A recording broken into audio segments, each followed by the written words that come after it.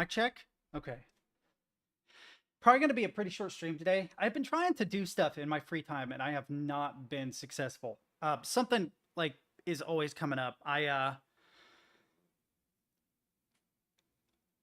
Last night I was going to do some prototyping for a level in Godot. And then Nat started to stream, so I started to watch his stream, and then I ran into a whole bunch of issues and wanted to Google it, but Nat's at the same time is experiencing issues with the stream because for those of you that have like watched him recently, there's something going on with this computer. There's like a power down mode or something that causes his stream to kind of like lag out. It causes real issues for him on the stream end. It just looks like a little bit of lag, but that's it. On his end, apparently it's a nightmare. He can hardly do anything. There's like a certain amount of time he can get away with doing stuff before the computer starts to act up. So I was talking to him about that and ended up not getting anything done. Then I couldn't sleep. And then I got up today, actually got up kind of early, was going to sit down and sketch out some stuff. And I started having a whole bunch of random computer issues. And you're fine, Jack. They've changed the way Illustrator works so that it's a nightmare to view the grid. You can't see the grid over top of items that you draw into Illustrator, which is stupid. There must be some way of correcting that I don't know of, but it didn't used to be that way. The grid used to sit over top of everything just like it does in Photoshop, and it doesn't do that anymore. They've changed that application a lot, which is a nightmare because it is a really good program to plot out stuff visually because it's all vector graphics. Things can all be resized to your heart's content. You don't ever have to worry about like anti-aliasing or anything like that.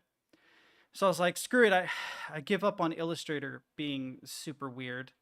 So I went to Inkscape and Inkscape crashed. So I went to Photoshop, and then because the artboard, the canvas wouldn't resize. And then I saw what time it was. I was like, well, I have an hour before I need to get on stream. So screw it. I'll go to the store, get some groceries. I get some groceries. I come back, and as soon as I get back, Jordan calls me. And Jordan's like, hey, yeah, I've got all this crazy stuff going on in my personal life. He got into a car accident yesterday, which wasn't serious, but they didn't even file a police report. But the lady acted hysterical and called the insurance company herself. And the car is in the name of his friend who, without seeing the damage, there wasn't any, by the way, also got hysterical and called and cussed out the insurance company, which they then raised her rates because she made a big fuss out of it. But to anybody who actually sees the car, you couldn't tell that there was an accident. So it's like, they're all like trying to get on to Jordan about it. He was like, dude, someone pulled in alongside me in the median going the same way, obstructing the view of traffic. I had right of way, so I edged out and I had an empty lane that I could pull into. But then this guy, he decides to pull out at the same time, but he cuts off the opposite lane where there was a car. And that car, to dodge them, hit me. And then that lady acted hysterical, even though she hit me so lightly, there was no damage. Yeah, okay, I can show you exactly. Hang on. The way that this used to work was different. I already know about view show grid. That's not what I mean. So like let's create a new file. Just this, right? Right. So let's say, sorry to flashbang you, I want a black background. Well, one way you can do it is literally just, oh, let me select the color. Just draw a black rectangle. Boom, right? Beautiful. Right, so view, okay, hang on, show grid.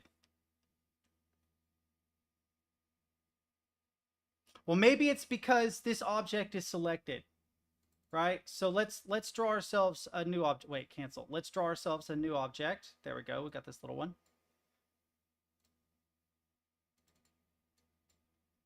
Huh.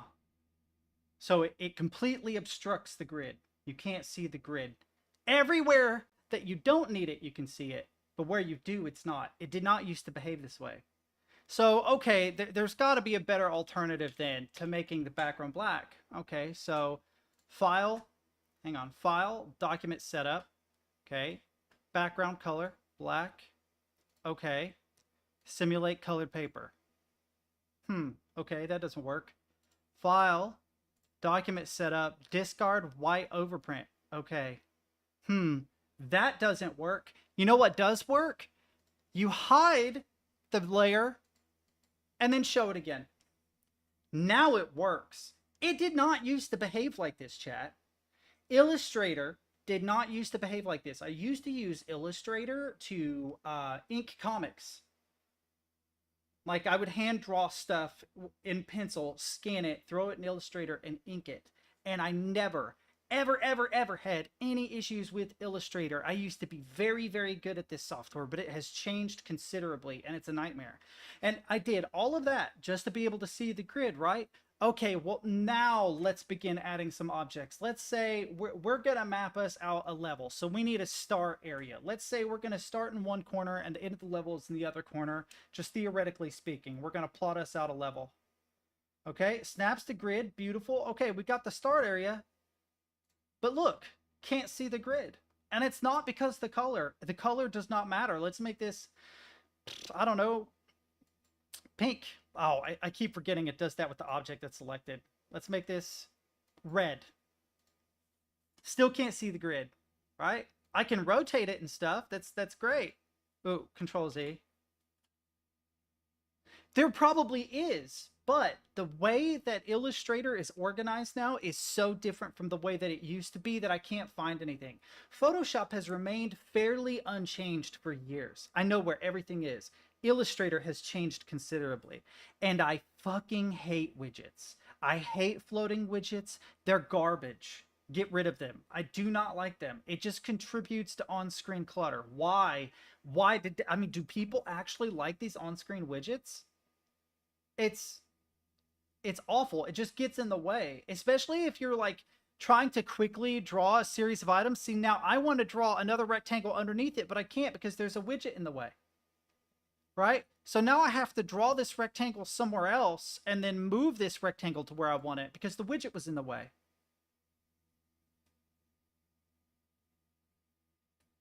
Is it no longer Alt Control Z? Control Z, Control Z, Control Z, Control Z. Oh, it isn't. This is just Control Z. Is Photoshop that way too? Did they make Photoshop regular?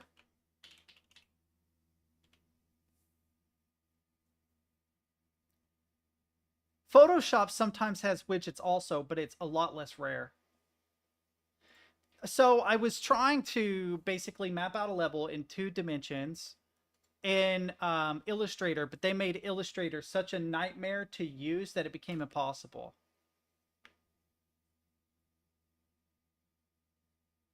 Ah, see, grids in back did not used to be a thing. But I know about edit preferences, guides, grid, and slices because it's the same in Photoshop. See, edit, oh, well, I'm kind of blocking it, but you can see it. Preferences, right? And then guides, grids, and slices. Boom. But like that's not this way by default in this application, right? By default, you can see the grid no matter what.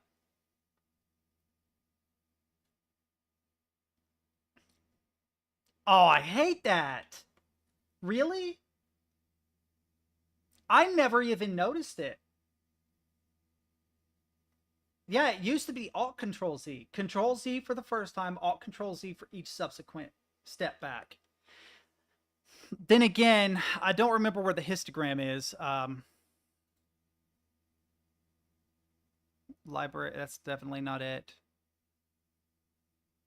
It might not be in this setup. I might need to go to like workspace and pick a different one, like essentials default. Swatches, patterns. Yep. I haven't used Photoshop in a little bit, but there used to be a history thing. I can still do it manually. Manual, history. And having this history here is super, super helpful. Because you can, oh, brush tool. Nah, let's go back to you see what I'm saying? It is very, very helpful if you're working on something that might take a whole lot of steps. And if you decide to scrap it, it's so easy to just go back. Yeah, dude, history is so helpful. And if there are things, there's like all sorts of stuff I know how to do in Photoshop. Custom patterns, custom brushes, amazing. So incredibly helpful. What I've never even considered, by the way, is that if you have like a height map, painting height maps in Photoshop is super easy because if there is a style of height map you want, you can save that as a pattern to recreate that height map over and over and over and over again with all the variations that you want. I have never done that, but I can imagine that would be super helpful. But yeah, history is super, super handy, especially if you're working on something complex. If it's simple, it probably is useless. But I wanted to do everything in vector graphics because I assumed it would just be easier not having to worry about anti-aliasing, rasterizing stuff. You know what I mean? I just wanted to map out something basic. And it ended up, it was annoying because Illustrator was a nightmare to deal with. So I gave up on it and I ran Inkscape. Inkscape crashed, like totally crashed. So I was like, fine, I'll just use Photoshop. And then in Photoshop, um, they start you off with artboards, which I don't like. I don't generally use artboards. Those of you that are professional graphic designers, please explain to me why the fuck you use artboards. I don't get it. I don't know what their purpose is. It makes no sense because what this artboard does is it makes it so that if I try to change the canvas size, I can only make it bigger. I cannot make it smaller. So like, let's say I want to change the orientation of this so that it is portrait instead of landscape. It will say, look, the current canvas is smaller than the current canvas size, so some clipping will occur. That's fine. I expected that. Proceed. Wait, what the fuck? What happened here? What's going on?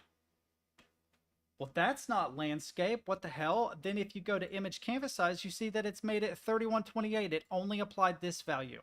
And it kept the relationship between these two.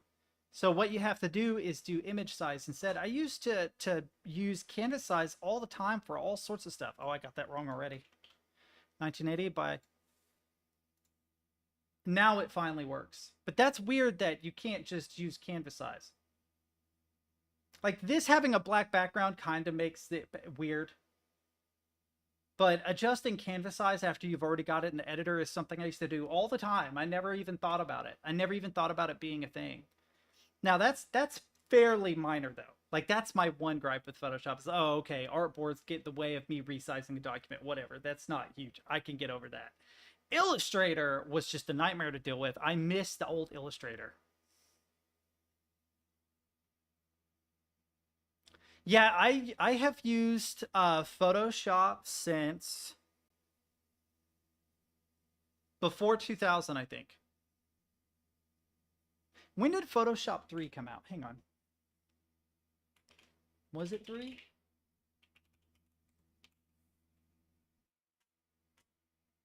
1994. I was definitely not using it in 1994, but I think the first time I used Photoshop, it was Photoshop 3. The first time I pirated it was maybe 7. No, come here. It might have been 5 or something. I don't remember release date. March 2002. Yeah, so we've used it almost the exact same amount of time. So Adobe Photoshop 3, I did not pirate. It was on my girlfriend's dad's computer. And that was the first time I used it. And that would have been like 98 or something like that. So yeah, we've been using it about the same time. Yeah. The eye. Yeah, the eye. I remember this. I used literally every version of Photoshop since then.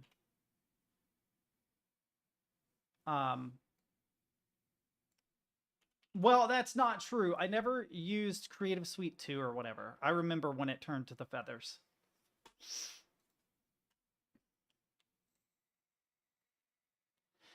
Man, I miss old Photoshop.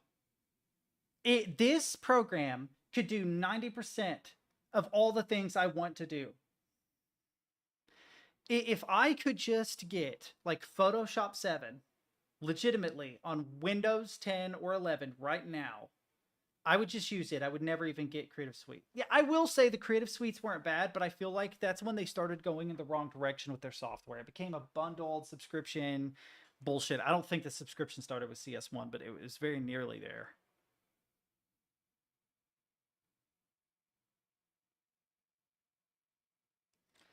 Planet Invertite.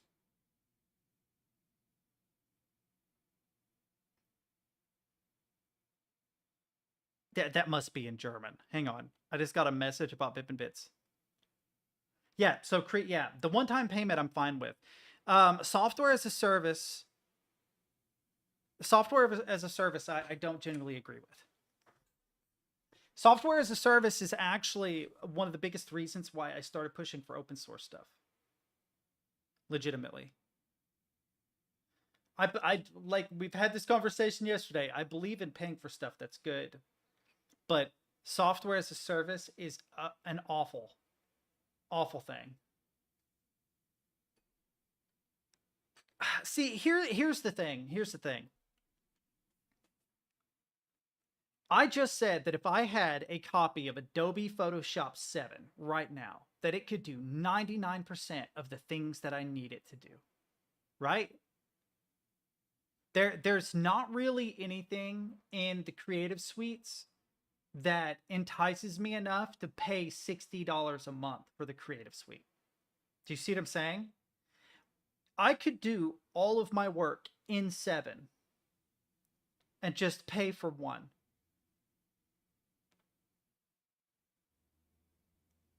I use Google Drive for free and Docs for free. What service do you pay for with Drive and Docs? And if you're doing cloud computing, why not just set up your own web server if you're going to do that and pay anyway?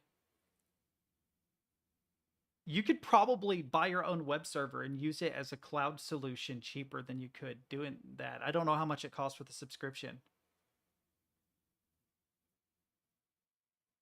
I will say there won't be integrations though. So if you want simplicity, that's fair. Because there is a lot of like, what is it, OneDrive and Google Drive integrations. OneDrive sucks though.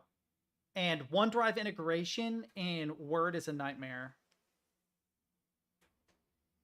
I think Google Docs is good. It's not great, but Google Docs does, again, it's another one of those that like 90% of the things I need to do with a Word document, it does.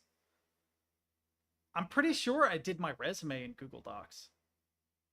But I'm a LibreOffice person. LibreOffice is good enough. If please give us an open source solution that is as good as LibreOffice is to Word, but for Photoshop and Illustrator and stuff. That would be magnificent. I would be down.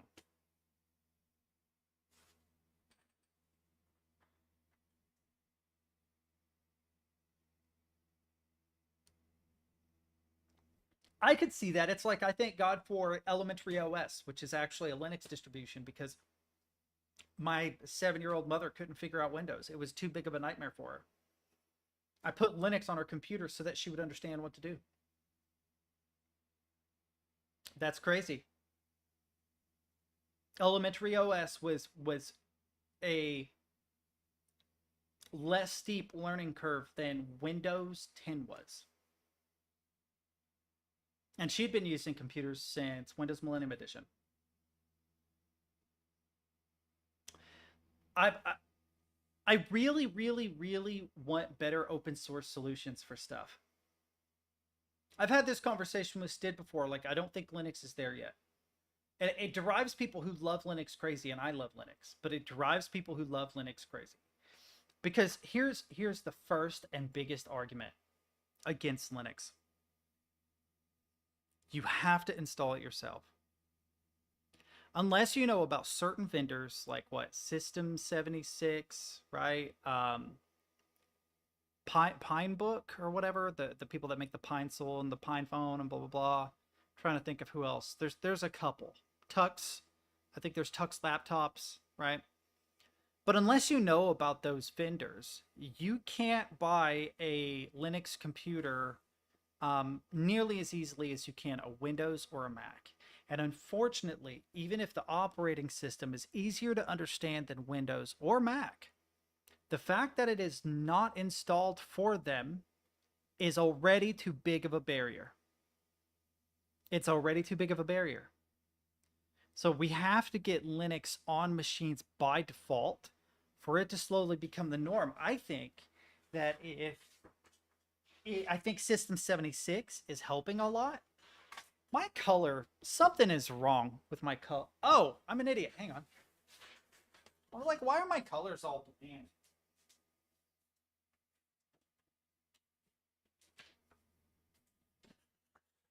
System 76 has helped a lot, but yeah, that's number one. And number two is there are simply not good open source alternatives to certain things. Office software is perfect. I want the tables in my resume to look the same in LibreOffice as they do in Word. I don't have a Word license, so I can't maintain a clear copy of my resume in docx format that looks the way I prefer. That sucks. I have had issues. I have had issues with translations between docx and with ODF, the Open Desktop File Format or whatever. I have had issues with it, and often I would have to simplify documents. It took me a long time. Okay, so I used to have these monthly summaries that I would have to complete for my previous job as a manager. And these monthly summaries were basically tables, right? Where every other cell was to be filled in by the employee, that being me, and the other was a header relating to what you were supposed to put in that particular box. And when my Windows computer fried, I threw Linux on it. That's actually when I became like I started driving Linux all the time because I realized really quickly it was magnificent for office work. But that one document, with the fucking tables, I ended up having to rebuild the whole document effectively from scratch in LibreOffice because it would not translate correctly. But I will say what is cool is Brax might not know this, but you can export to PDF and then open it in LibreOffice Draw and then edit it. You can edit a lot of PDFs in LibreOffice Draw. So you can actually work around the fact that it won't translate correctly depending on to what extent you need to edit a particular document. Yeah, now LibreOffice Draw is still really weird. If you have a multi-page document, the way that it formats it is kind of janky because it's more of a diagramming software, but it can read certain PDF documents. If the PDF documents have embedded text, so it's not just like a photocopy, you know what I mean? It's not just the photocopy, but it's actually from a text document. It can often read the text from it without using OCR because there's like that written text is in the metadata, I'm pretty sure. And I used to use it to edit PDFs all the time for work. And when I figured that out, I was like, holy shit, if I really have a lot of trouble, export as PDF, dump it into Draw and edit it. Problem solved. So, but yeah, give me an Adobe Creative Suite open source alternative.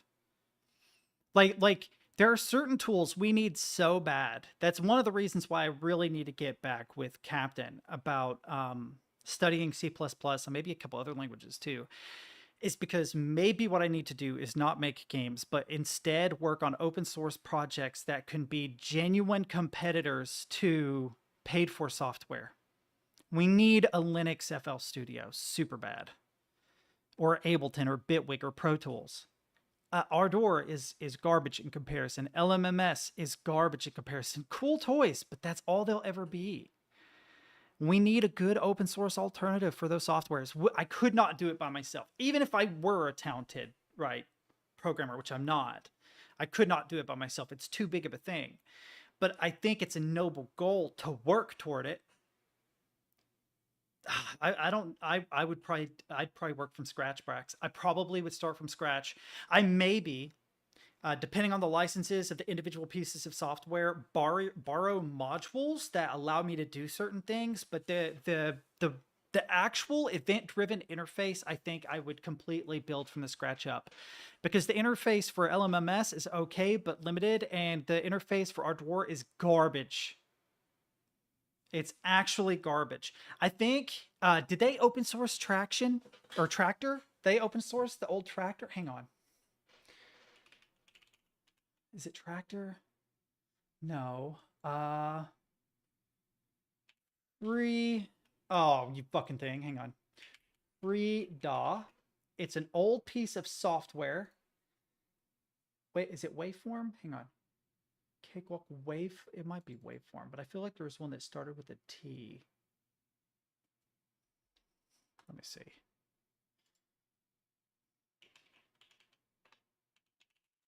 It's not called Waveform. Waveform is the group. Yeah, it's Traction. I was right. Traction.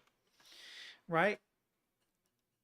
So Traction was made free, but I don't know if it was made open source or not.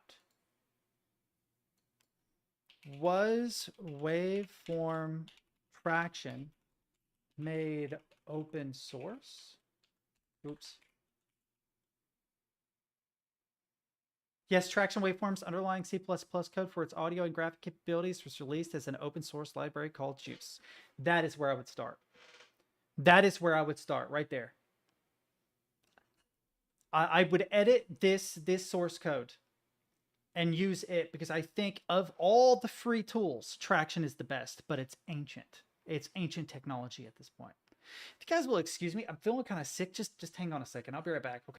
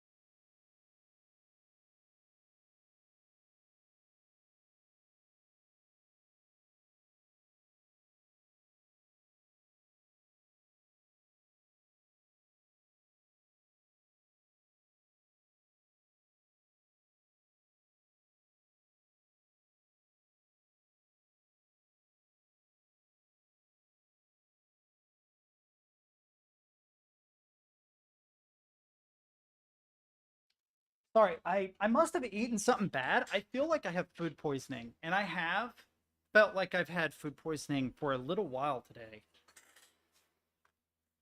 Like I occasionally get sick. It's kind of like I don't feel bad. Like I'm not sweaty. I don't, you know what I mean? I don't feel overly nauseous.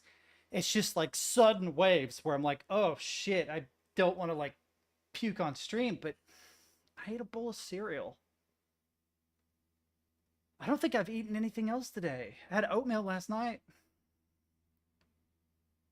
So I've had milk, butter, oats, honey, sugar, salt, cereal in the last, well, probably not in the last 24 hours, but very close. Before that, I had fried potatoes with melted shredded cheese and eggs over medium. Brand new thing of eggs. Milk isn't past due.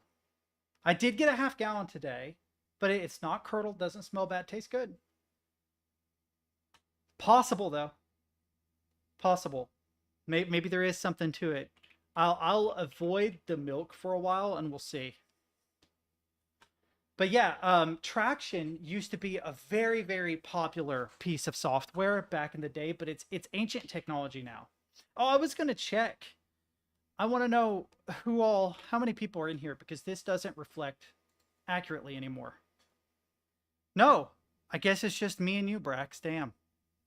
That can't be right, right? Where is everybody?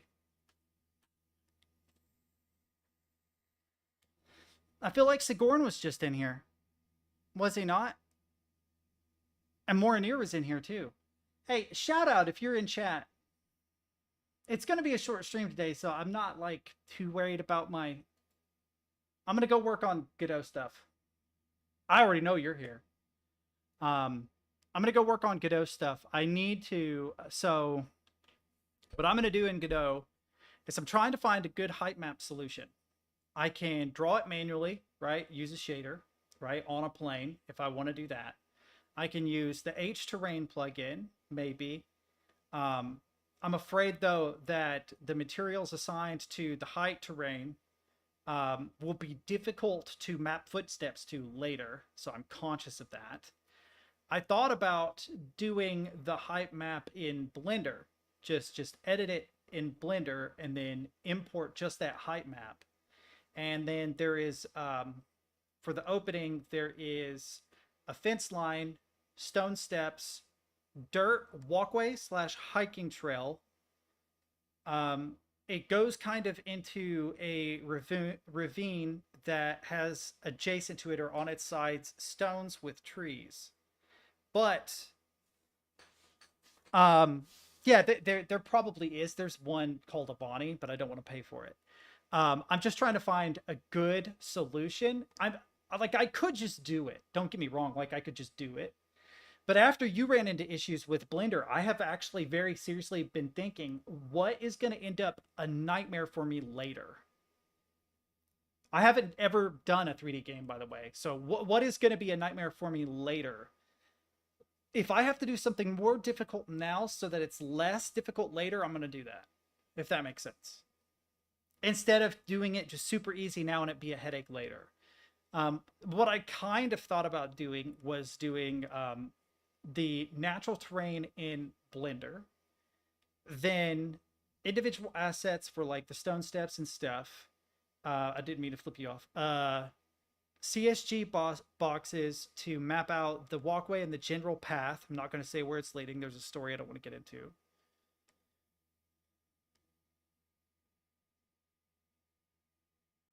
Yeah, so like, but I mean, no, it's perfectly reasonable. But Godot still does not have its own built-in terrain node, which they need to. There are a lot of tools for it. There's 3D terrain. There's height terrain. H terrain is probably your best bet. The problem with height maps are you can't really do holes. It can kind of fake it, but with height maps, you can't really do holes, caves, and stuff. Yeah, so does Unreal. I think Unity has a terrain thing too. So Godot, you need to work on that. We need an actual integrated terrain thing. I don't mind using Blender because you can get really, really beautiful results in Blender. But like, I could build something that looks beautiful in Blender and it won't look as beautiful in Godot because I have to recreate the lighting systems, the volumetric fog, all that stuff. Do you know what I mean? Well, okay. Have you not seen 3D terrain? Have you not seen 3D terrain for Godot? It's still a work in progress, but 3D. Oh, is there sound? My headphones are off.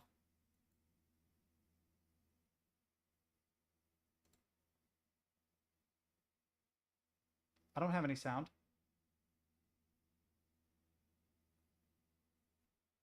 But yeah, 3D terrain Godot. This is a cool tool, but it's super, super, super, super, super early. This tool is super, super early. You can make amazing terrain with it, right? It also supports H terrain height maps. So if you have H terrain, you can import it.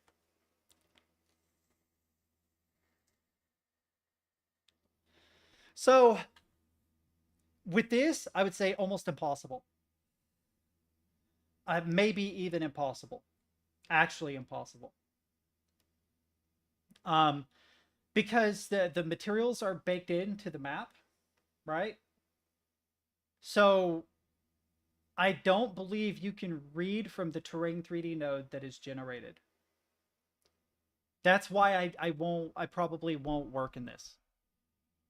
That's why I kind of gave up on it when I realized, because I did some code to try and see how it would interact with the terrain, and it either crashed or just didn't work.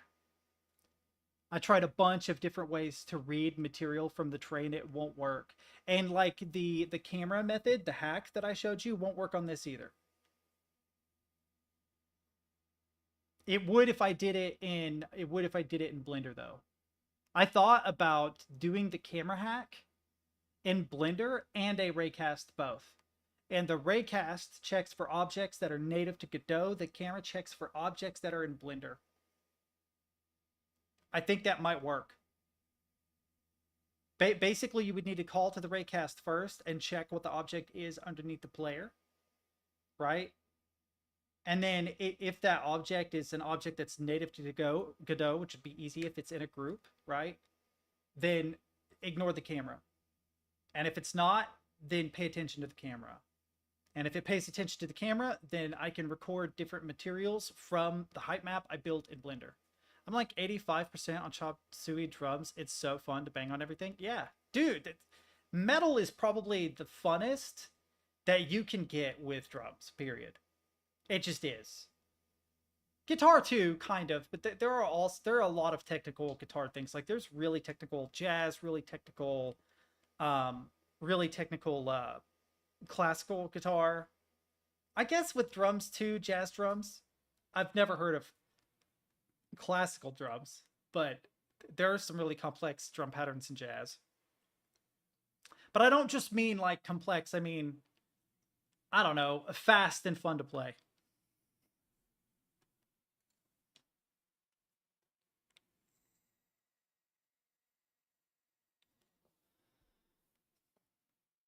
It's nice that that is built in, because it really is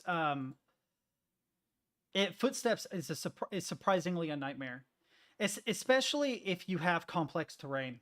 I've been trying to figure out a complex terrain hack before I even do the complex terrain, and a combination raycast camera is the only thing I can come up with, which is a nightmare if there are other objects colliding with the terrain, because then they have to follow the same rules, assuming they're like NPCs and stuff.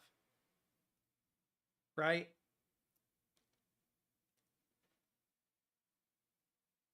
It is. But to be fair, it's actually not the raycast's fault. Like I remember you were kind of dissing the raycast. I'm like, that's not really it. It has to do more with the information that collisions feed to you. It doesn't feed you any information. It's kind of not the raycast's fault that it just doesn't have access to that information. So you have to get like the triplanar and the normal and all that shit and figure out what that material is made. It's a nightmare. Yeah, right. It lacks the metadata on objects and colliders. That needs to be fixed. That is, if they did that, then raycast would be easier. I wonder if there is. Oh, there definitely is. I'll check that in a second, Stemkey. Shit. Oh, it's because I searched this repo. Godot footsteps. Is it a pull request? I feel like there was a pull request for this.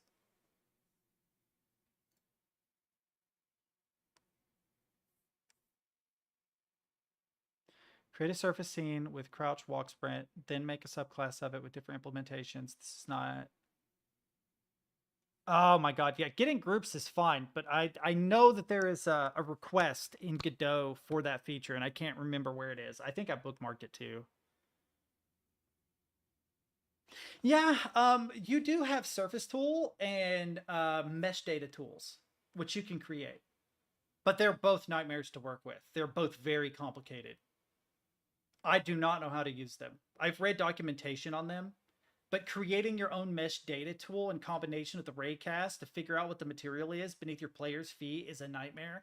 And if you also are mapping to colliders on each foot in 3D space and then triggering a different sound based on left or right foot with random, say, amplitude and play time, so that there's variation in the footsteps, plus different materials being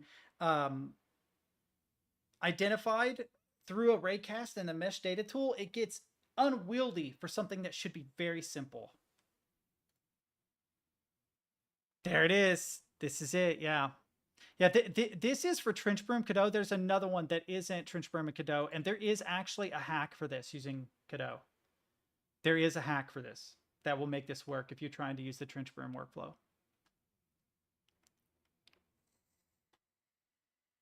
Yeah, I don't think it's possible to get right as colliders will not always match the mesh geometry.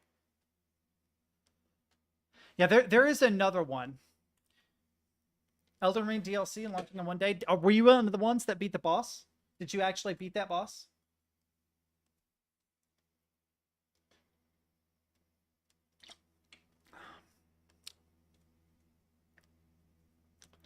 Too expensive. I buy them as treats every now and then, though, because this is the best fucking sparkling water I've ever had. Brought to you by Liquid Death. No, but seriously, if you guys have never had one as a treat occasionally, worth.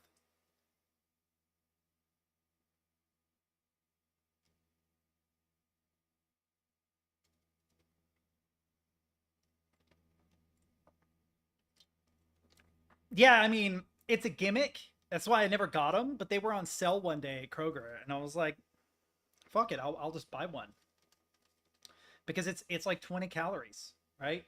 It's sparkling water with flavor, but there's no sugar in it as far as I can tell. There is a little bit of sugar, but dude, almost none. It's not very sweet at all. It this is not tap water. No, this is sparkling water. It's sparkling. This is a berry flavored sparkling water. I don't like sparkling water because often when they add flavoring to it, the flavoring overwhelms it. It's like too much. On one end, it becomes a soda. On the other end, it tastes like static. Do you know what I mean? But this, like, there's just enough sweet there that you kind of want it to be sweeter, but that's what I like about it. It's actually thirst quenching. Do you know what I mean? It doesn't taste thick and syrupy like a soda does. I got another one too, a mango one. I get them on sale when they go on sale, but I don't get them often. I literally will buy maybe one, two of them because they're like $2.50 a can, full price. I got these with the Kroger card. I think they were marked down. Still too expensive. That's why I don't get them. They are very tasty though. Hang on. There is a plugin.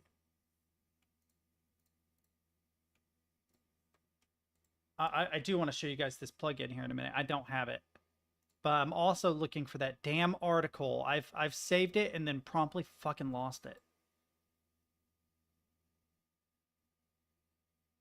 I did not want that to play by default. Is it this?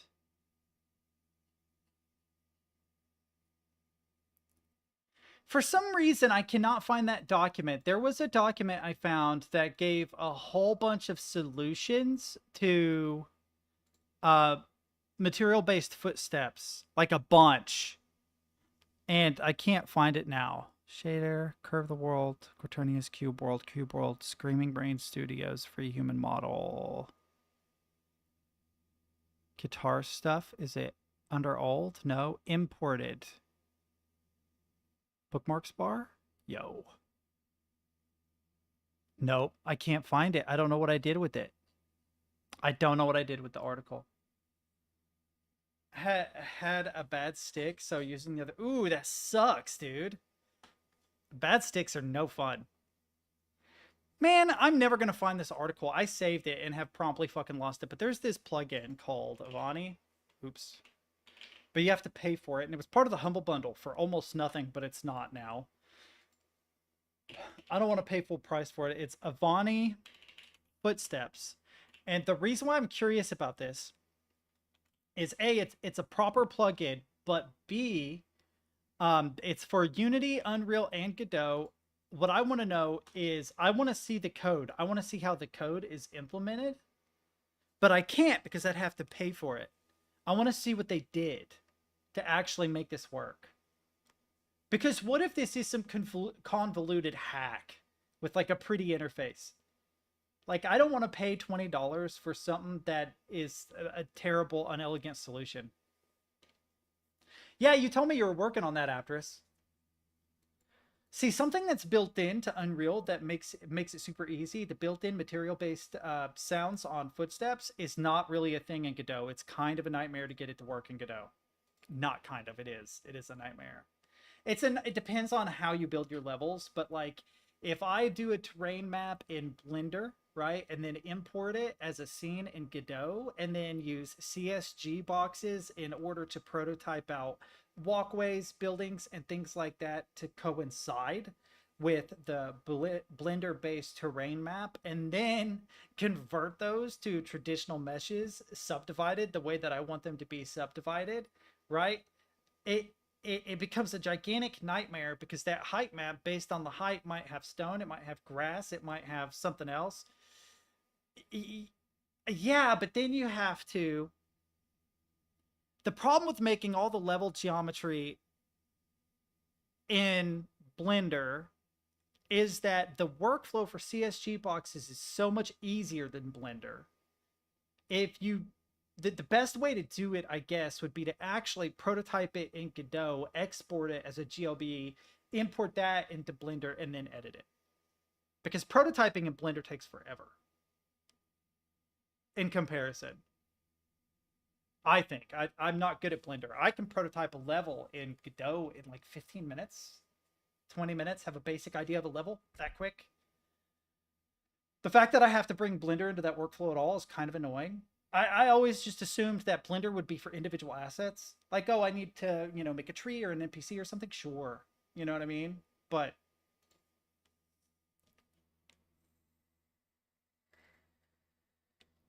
dude, it's stupid quick. Go create a new level. Just go create a new level, add a CSG combiner node, and then if you want to be able to import it properly into Blender later, make as a child of it a CSG mesh 3D, right? And then under the shape of that mesh 3D, select what you want, whether it's a cube, a sphere, whatever, right? And build using those. You can literally just copy that mesh 3D node for all your blocks, right? And then if you get CSG to mesh instance 3D and everything is subdivided the way that you want it, you convert those to mesh instance 3Ds and import them into Blender if you want. But building is like stupid fast. It's actually stupid fast.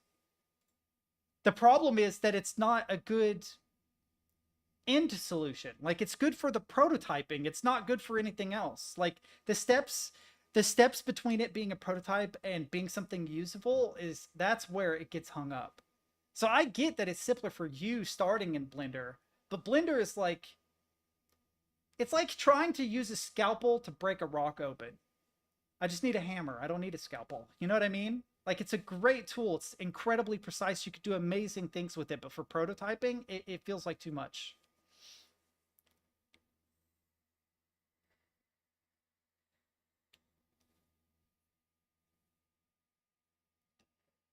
Same with like trench broom. Trench broom is also, I wouldn't say super easy, but yeah, this comes with Foley sounds.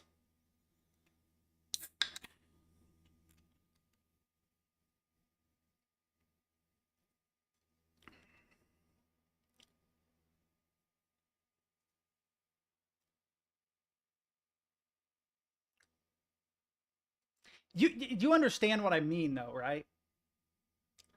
Like, okay, I can give you the perfect example. If I just want to say crop or desaturate a picture, I don't need to go to Photoshop for that. I don't need access to 99.99% of the tools. I can probably just use Windows built-in image editor, desaturate, crop, whatever. Super easy, right? I don't need, slices and paths and layers and artboards just to accomplish that simple task. That's kind of what I'm saying. Blender is amazing. It is truly amazing. It is the best 3D software on the planet. At least it's up there with like Maya and ZBrush and stuff, right? But for simple tasks, it's too much.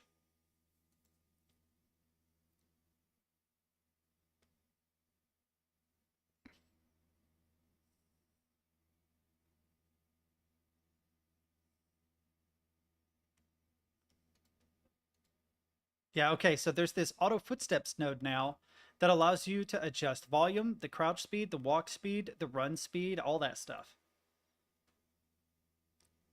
And this is the speed of the player, by the way. You would still have to manually adjust these in the code for the player controller.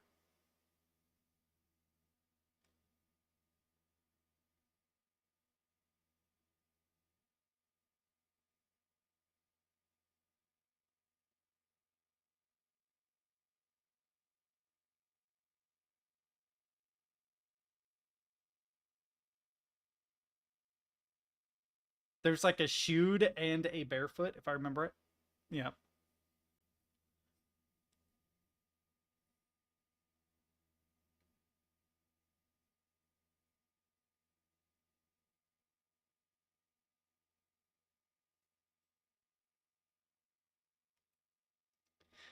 One thing I'm curious about, does Godot have access to VSTs?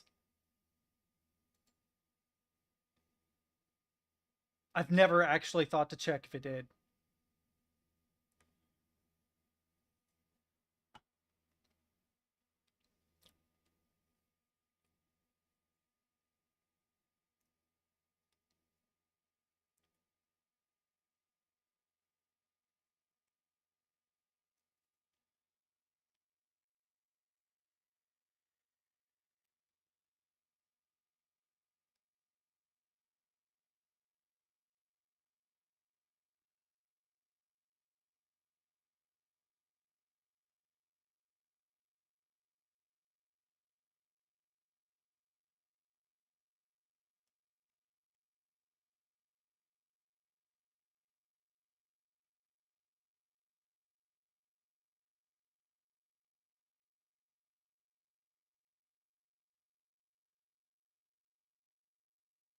Like genuinely good Foley sounds too, which can also be changed.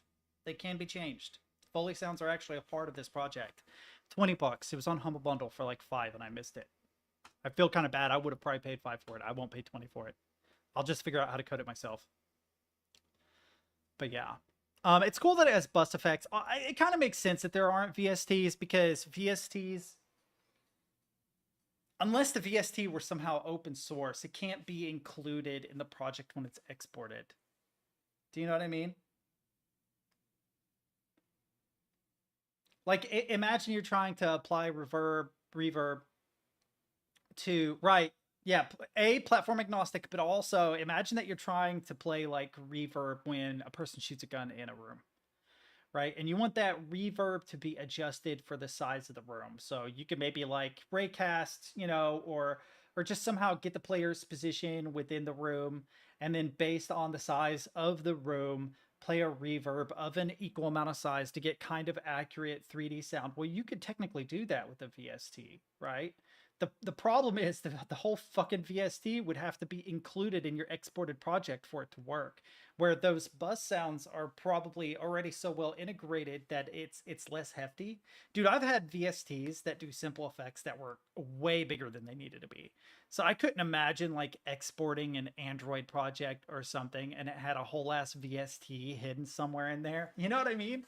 It would just be weird. There's probably a lot of ways to cheat it though. There's probably ways to like bounce audio so that you have the bounced version of the audio, but that also gets hefty because oftentimes applying effect to a sound is less hefty than having two versions of a sound. Like say you have a sound file, right? That's 1 MB, right? And you want to apply reverb to it. So you bounce it after running it through reverb. And now you have say like a 1.5 MB because it's got a tail. It's a little bit longer, say because of the reverb or delay or whatever. All right, well, now you've got 2.5 MB. Well, a VST might be 3 MB, right? So the VST is still technically bigger. But now imagine you're bouncing all your audio that way, right? And you've got 100 MB of audio files that you've bounced, and each one with reverb is 1.5 times that size. So that 100 MB becomes 250 MB. Now that 3 MB bus or plugin is smaller. That's smart, yeah. Yeah, there's a lot of stuff I never really played with in Godot, and I didn't really realize it until recently. Almost everything that I've played with were like tile maps, sprites, animation trees, basic state machines, 2D code, which is different than 3D, only just barely, honestly. There's not a whole lot that's different as far as that. You just have a third dimension. It makes some of the math harder. But generally, if you have a grounded character, they can only really turn and move. So you have 4 directions that they can move. And as far as like tracking mouse movement for the camera, that's not difficult. You know, if you're doing a first person or a third person over the shoulder. And in your case, you just have a static camera that remains at an angle to the player at all time. It doesn't rotate around the player. It's not like Super Mario 64 or something. So a lot of that stuff is easy. It's a lot of the stuff I thought would be easy that I took for granted ended up being difficult. Like the fucking footstep sounds and how huge of a nightmare that actually has become is crazy to me. Being able to curve the topology of a map accurately without it breaking didn't seem like it'd be difficult. Kind of fucking is. It's annoying. In fact, I feel like 2D shaders would be easier. Now a lot of the things that I wanted to do in the 2D game I was making once upon a time actually seems totally viable and not even difficult to do. And had I just looked into shaders earlier, I would have understood that. In 3D, it becomes a lot more problematic because you have a lot of things can go terribly, terribly wrong. As you saw when you did the rolling log shader. But I think folding the map now is going to be easy. It will actually be easy to do. And probably what I'll do is with that 2D game, I'm going to build it in 3D space using sub viewports so that I can actually get tile maps in 3D space and then do 2D shaders in the sub viewport on those objects with 3D in the foreground and background. It's just when I built a 2D game, a very small one, as a project to learn in Unity once upon a time. And while the workflow is more convoluted in 3D, the parallax and everything looks so much more crisp and smooth. Do you know what I mean? Parallax in 2D in Godot in 3.5 was a nightmare because what you saw in the editor was not at all what you got in the game.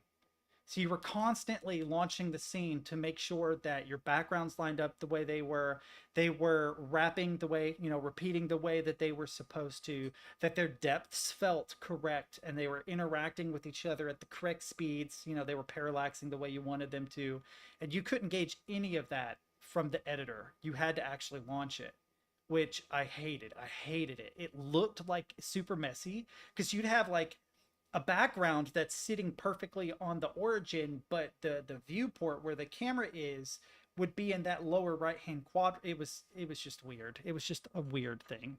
I haven't worked with that in Godot 4. I wonder if they fixed that. I hope they did. I hope they fixed that. I probably should get into like Steam and find some short thing to play for today.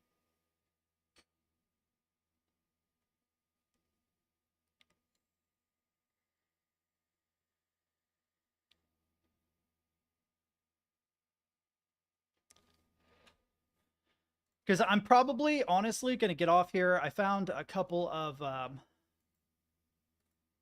Blender tutorials actually on. Sorry, I'm looking at games. Blender tutorial 90% off a publisher. Hang on. What do we got? I can get Blasphemous 2 50% off. Hell Let Loose 40% off. Here, I'll show you guys. I saw Elden Ring listed in here. Dude, I kind of want to get Hell Let Loose, honestly. I have the first one. I kind of want the second one just because I have the first one, but I haven't played either. This game is going to be amazing. Have you guys seen Conscript yet?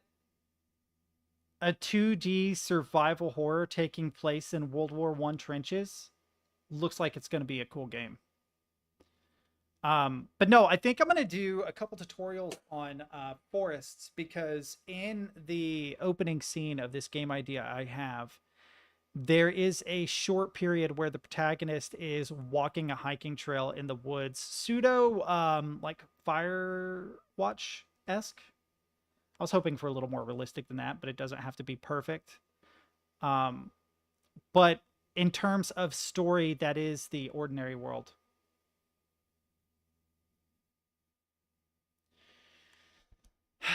Damn.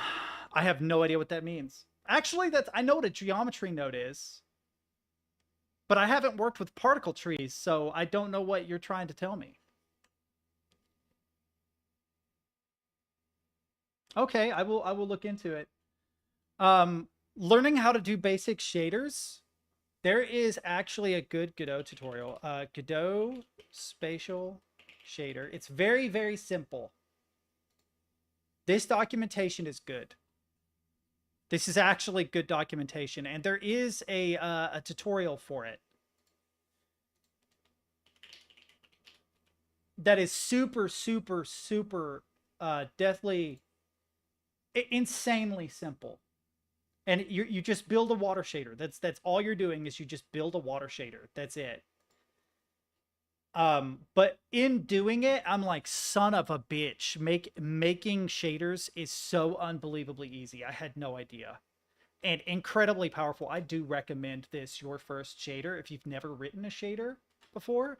You probably have, but I had not, and I was like, holy fuck. You could also use this for terrain. I thought about using this for terrain. The problem is that I would have to paint the height map instead of using noise.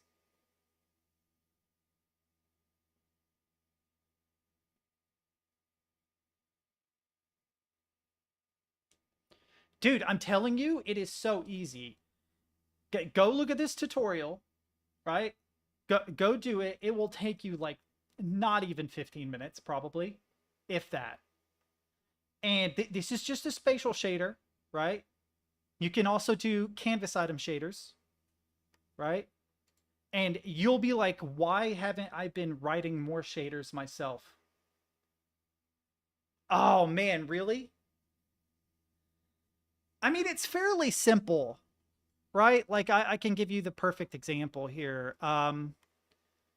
So what you're doing is you're curving the vertices across the y-plane by adding them to the cosine of the x-plane multiplied by the sine of the z-plane, and you end up with curvature. And what you can do is when you get to this point in the shader, start playing with that code and say, okay, well, vertex y minus equals these.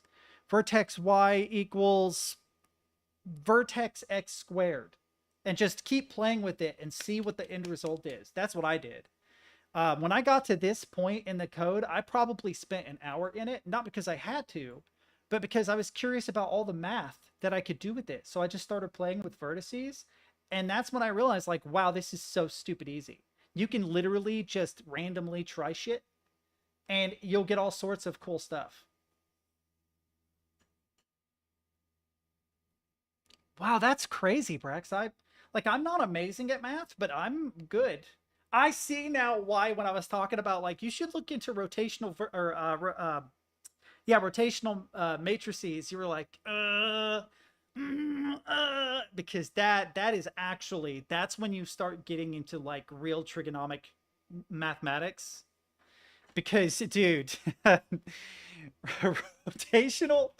rotational matrices, reflections, translations, and stuff. Holy shit! It gets so stupid. It gets so stupid so fast, chat. Looking for dot products and stuff. Now, there's a lot of built-in functions that will help you, but it gets just a little complicated, just a little quickly. Even for me, I'm pretty good at math, and I look at some of this stuff and I'm like, I have no idea what the fuck this means. So I just start like testing. I start converting formulas into code and then testing what the end result is to kind of get a feel for what it fucking does.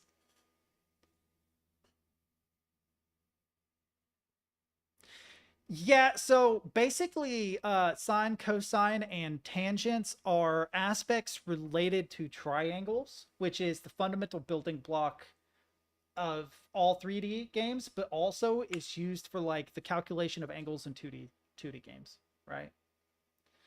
Um, so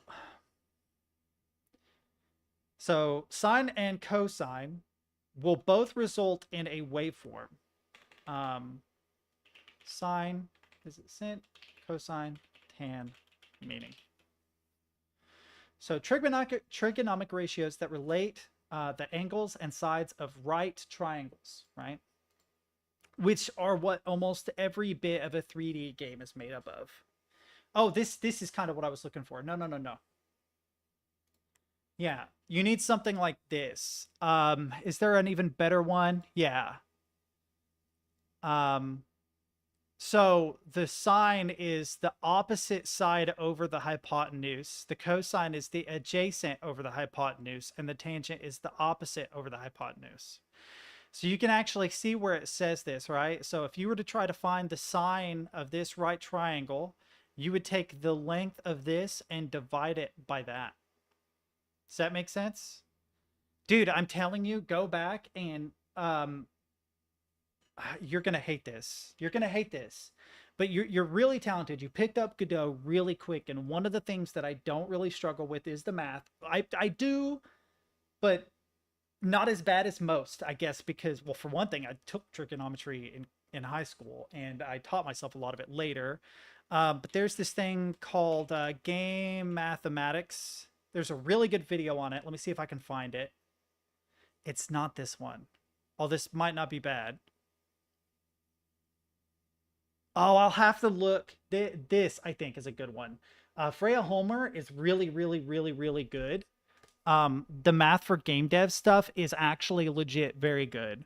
Vectors and dot products, this one right here will probably help you immensely.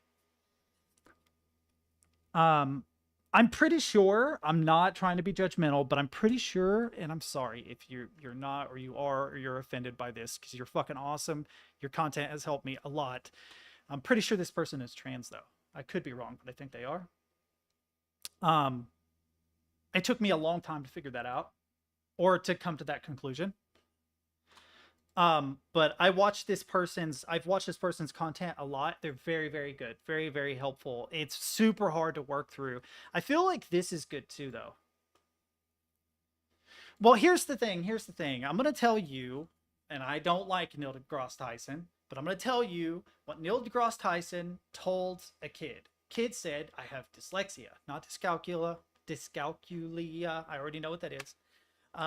But he was like, is it possible for me to become a scientist? And what Neil deGrasse Tyson said was something that kind of stuck with me I'm not even dyslexic, but it stuck with me. The gist of what he said was, an individual who has dyslexia has to spend more time on a problem to truly and fully understand it. But from that comes wisdom that their more, say, quick-witted counterparts will miss. They miss it because they're so quick to read everything, so quick to calculate everything, that they often don't even think in terms of the deeper underlying concepts because they're not stuck with the problem long enough. The people that are forced to slow down unintentionally get a greater depth of understanding about the topic because they're forced to sit with it longer. And so if you don't think of it as a detriment, but as a benefit, you probably will grow considerably. See, I have the opposite. It's really, really difficult for me to focus on a single topic too long. And so I'm super laterally thinking. I'm constantly thinking laterally. I'm constantly branching out to related topics. So I get this surface information of a ton of different stuff instead of digging deeper. It's only when I enter flow state that I get deep. That's amazing. You like software development. You're obviously the developer end of making games, but you don't like math. Why aren't you a game designer then? Right? Or do you think of yourself as a designer more than a developer? Do you see what I'm saying? That's weird. That's interesting because the one thing I noticed when I began to code was that I was using math all the time.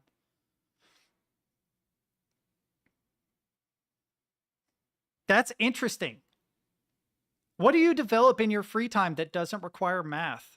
Because even like interactions between like for loops and arrays and stuff, that's math. And in fact, like some of the most elegant solutions I've ever found in code were math.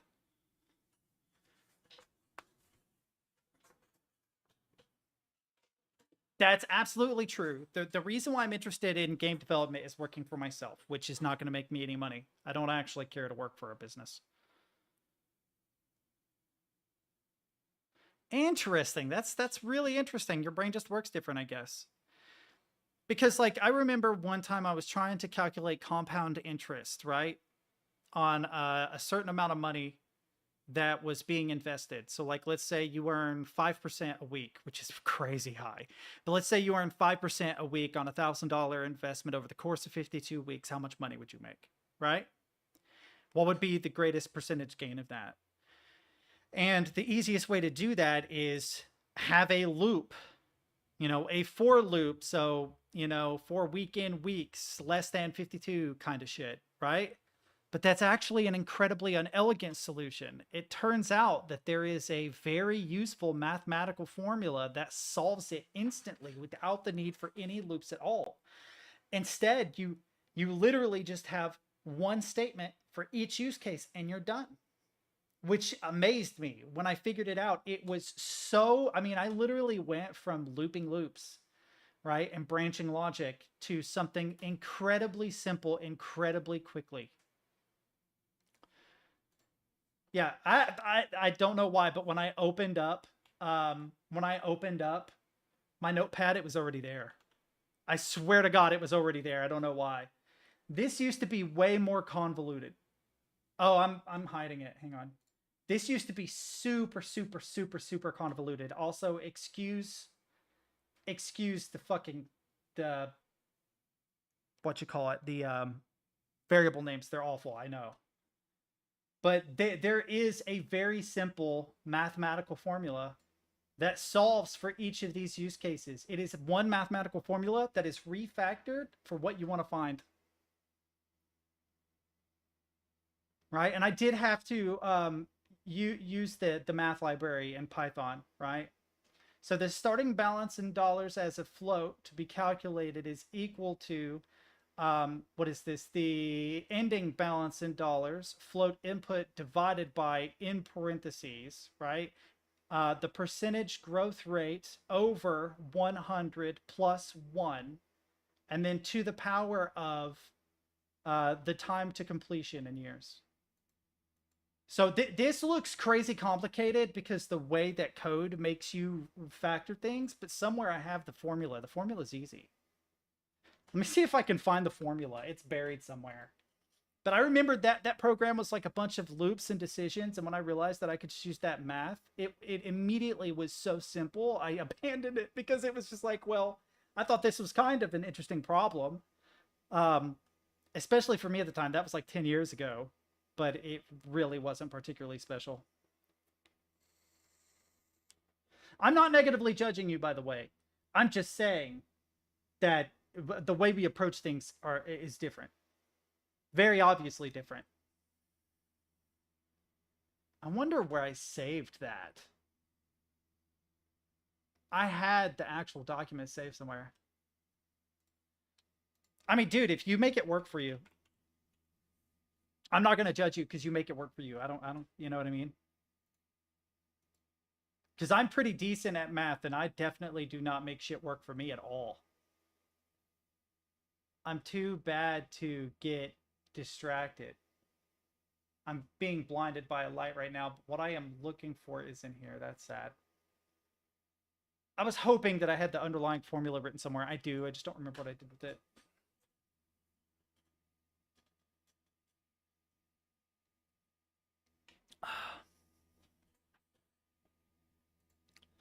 I like math though. Like I get that you don't. I actually enjoy math. When I have like a really interesting math problem that I don't fully understand and I have to genuinely work through it and figure it out, that feeling of like catharsis or satisfaction at having solved the problem is so satisfying. It it's interesting too because being ADHD, you'd think that that wouldn't be a strong enough dopamine hit for me, but it is. It's really satisfying. I mean, almost the exact same thing happened when I was working on my 2D game where I was trying to uh perform like rotational math on the character to get the character to rotate a certain way and shit like that, and that ended up being like this incredibly overly complicated convoluted solution, and that all I needed was an array of values and then interpolate from a current value to the value in that array. Voila, done. That's all I needed to do.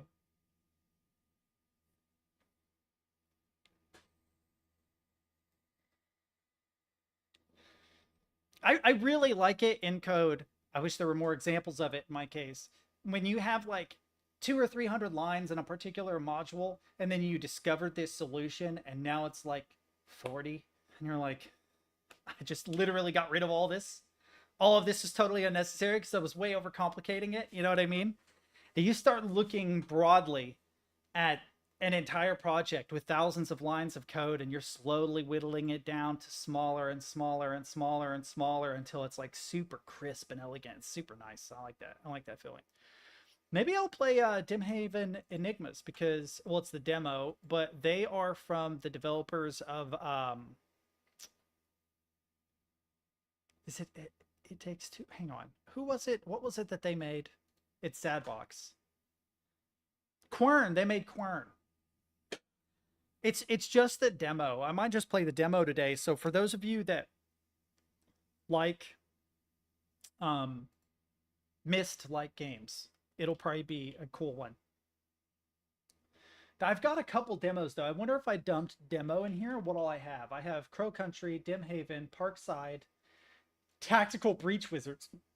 Excuse me, drinking carbonated stuff. What was this?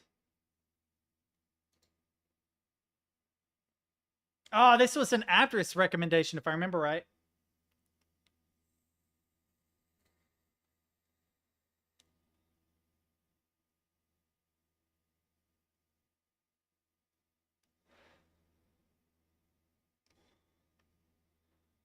The music is fire.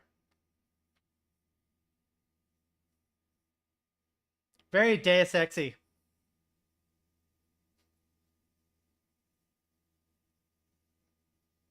Oh, is the audio broken? The audio is broken. I'm sorry, chat. Hang on. The music for this is fire, though. Hang on.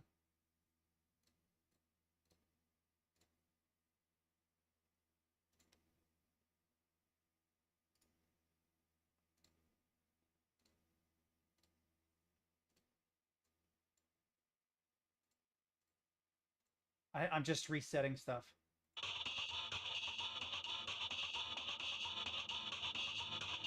Okay, I'll check out the Year Unknown demo. I do want to play the Dimhaven one soon, though. I miss Myst-like games.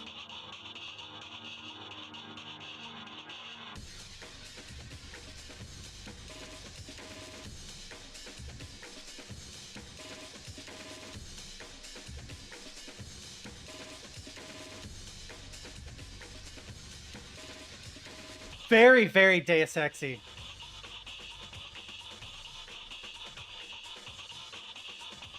The original Deus Ex. Which I love. One of my favorite games of all time.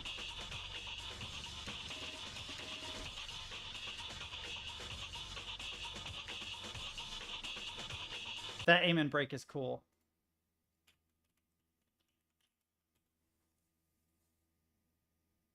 Really? Yeah, Year Unknown demo. Oh, of course. It's a liminal spaces game. You need to branch out a little bit, Apris. I mean, you have great taste. Don't get it twisted, but it's a thing. Oh, there's a brutalist megastructure. Apris recommended it. Who would have thought? Oh, I'm missing clips from extra. I'm not trying to ignore you, dude. Hang on.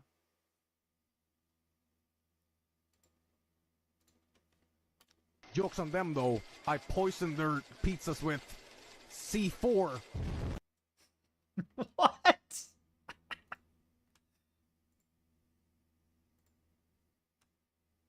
The music is fire.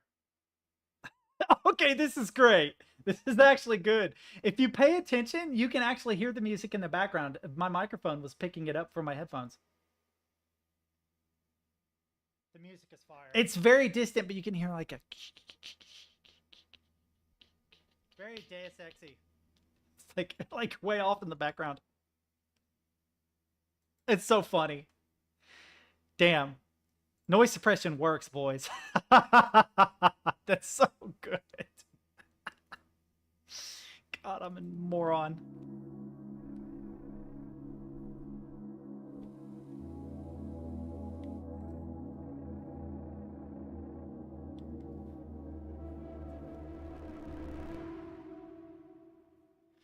How long is this one?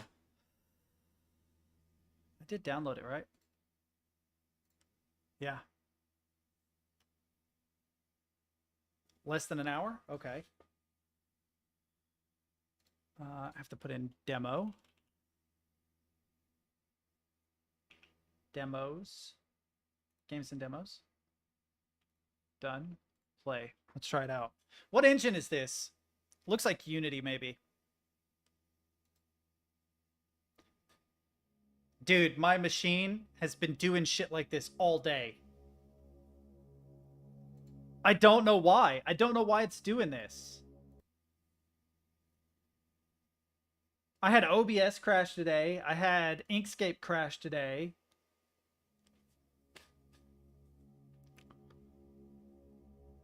Yeah, this looks like Unity, maybe. It could be Unreal, but it doesn't seem... Like, the lighting systems in Unreal are ridiculously good. I considered... It's just it's so bloated. I considered making something in Unreal because I know that it's so easy. The problem is that it's such a bloated piece of software. It's so fat. Do you have access to MetaHuman? That's a good reason. And you have to pay for SpeedTree now. Back in the Unreal 3 days, SpeedTree came with it. I mean, there is like, what is it, ML Tree for Blender that you can use now. But trees are a surprisingly annoying thing to make in 3D.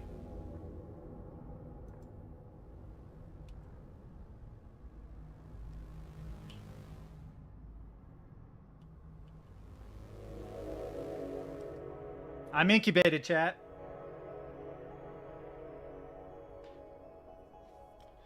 I'm properly incubated. Let's go. What? Space? Okay. Needed for what?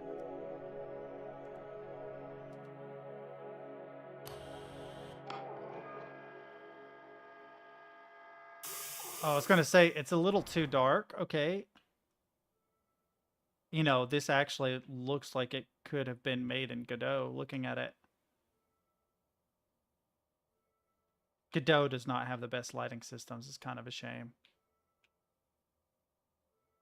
Oh, there's mouse smoothing.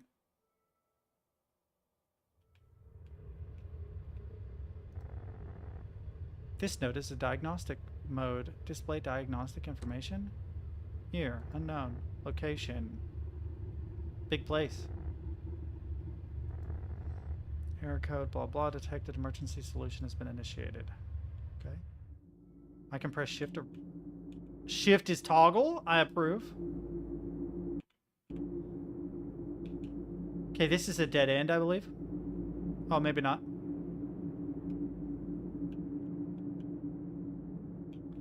Can I jump? The mouse smoothing is a little annoying.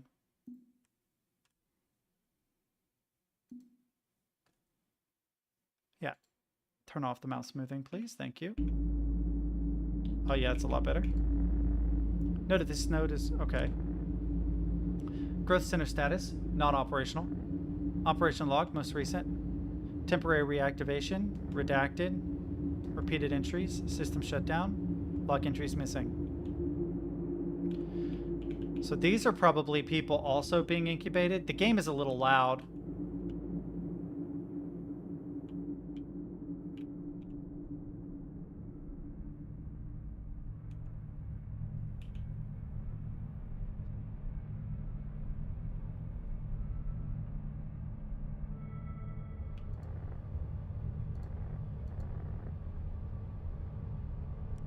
AL24, sure. Interface AI found. Established link. Hello? Oh, I can't use scroll wheel. Wait, are you human? I think so. Oh, wow. I didn't think there were people left. But you're alive. Someone's still out there. Where did you come from? I'm alone. I came from some sort of tube. A tube? You mean a growth center? But you're alone. Don't get me wrong. I'm glad you're here, but I just wish there were more. It's been a long time since I've seen anyone. For a while, I even thought, well, regardless, now that you're here, maybe we can help each other out. Said that the full game is around an hour long, so this might have been like 20 minutes or something. Okay. What should I do? As an interface AI, I can help give you information from nodes. You just have to let me hook into your neural interface. Yeah, everyone has a neural interface. You wouldn't be able to talk to me if you didn't. I'm still not sure. Well, I guess I can't blame you, but if you change your mind, feel free to come back anytime.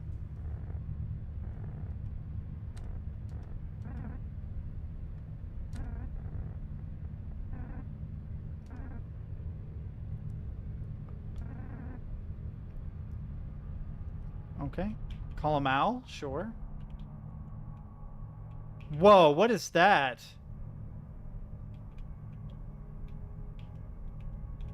Textures are like broken up close. Weird. I think that's on purpose, but it's strange. No way through there.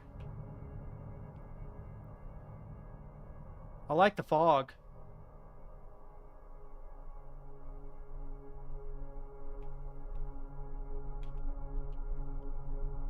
Okay, if you wanted big, this is fucking big. This might be the biggest thing I've seen in a game. Or one of them. I think the fog kind of exaggerates it. Hey. Optical illusion? Object just not... Ah, it's just not seamed correctly. Oh boy, it's not symmetrical. Mr. Devman, you gotta work on this. Look at these edges. What have you done, dude? You got this edge close to correct. Actually, I guess maybe not there. Dude, the scale is huge. The sound really contributes to it, too. That's sub bass. This is a general info node. It's basic information about the library, but not much else. Oh wait, you probably don't know what the library is. It's kind of everything. I mean, technically, it's the name for the huge archive of human knowledge. That's the data that these nodes draw from. Okay, but the data is stored basically everywhere, so it's easier to just say that everything is the library. There's no way it's that expansive. Better believe it.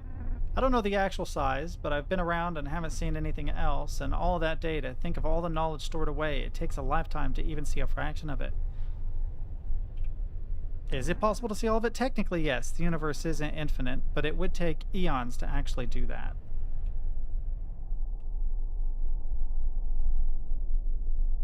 So we got 2 more nodes. Can I fall off? I cannot. Okay, so invisible collisions, sure. That's fine, that's not a big deal. I want to see this one first. This one's peculiar. This interface is connecting the network. There's a log of transmissions. Most of the transmissions were sent a long time ago, but one is very recent. It's a distress call, and it's coming from the center. As for the contents of the signal, there's a key to unlock something. That's strange. A distress call from who? I have no idea. Just that it's coming from the center of the library. Why send a distress call without a message, and what's even at the center of the library? Dude, the low pitch, like the sub bass, it's almost too low. There's this stuff called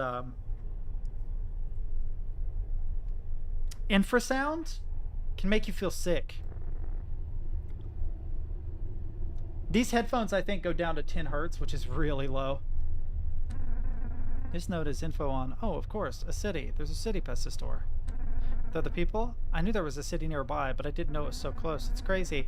First run into you and now a full city. It's been a while since things have been this eventful. I'm looking forward to seeing it. What if no one's there? We keep looking.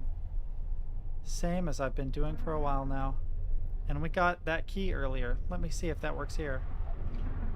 Bingo! Let's head in. Okay. And of course, it's an empty city. Oh, thank you for killing the sub base, dude. Like, it's still there, but it's not nearly as bad. It actually was a little bit too much. Man. Oh, wow. Gravity is heckin' slow. Thank goodness. Did you hear it? Something was going... I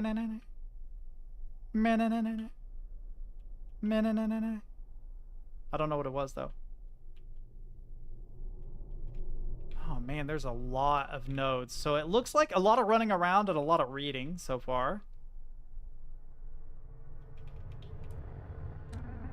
All right, this is the primary database for the city. If there's anyone here, this will tell us. I hope there is. Here. Looks like you're the only one here. I should have expected it, but with you appearing, I had hoped. So I'm alone? Not necessarily. This is just one city. There's bound to be people somewhere. Okay.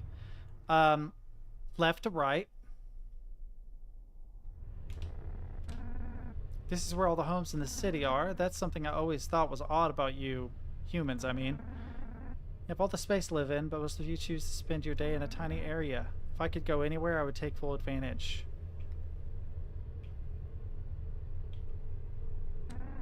Well, not right now. The library is shaped by people. They adjust it, and it adjusts to them. If it stays isolated for too long, it returns to its sort of default state. I guess this home hasn't been used in a while. Oh, that's sad. Oh. Yo, this would be a cool home. Oh, I can't climb stairs. It's weird that stairs aren't implemented, but okay. Oh. This is fun. An entire database full of games. People love these, but there's a lot here that hasn't been touched in a long time. Can we play one? I can't, unfortunately, but there should be at least one you can play on the interface selection. Hang on, my foot's itching. Ugh, space. Just a warning, some of them can be hard to get the hang of. What do you mean I can't play the game? That's bullshit. I said I could play a game. All right, so left to right. Oh god, that's what was blinking. All right, we're gonna save that for last. Apterus, do you have mod view? Did I give it to you? If I did, could you be so kind as to get rid of that? I think one of you has to be mod. Sigourney, if you're in here. Oh, shit.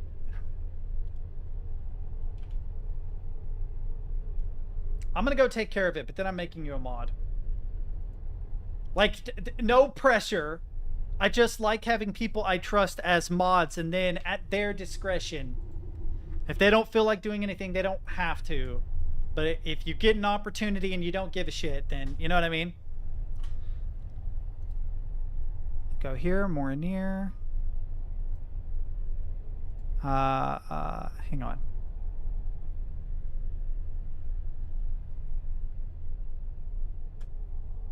I can't remember how to make them. Give me a second. Creator dashboard, I think.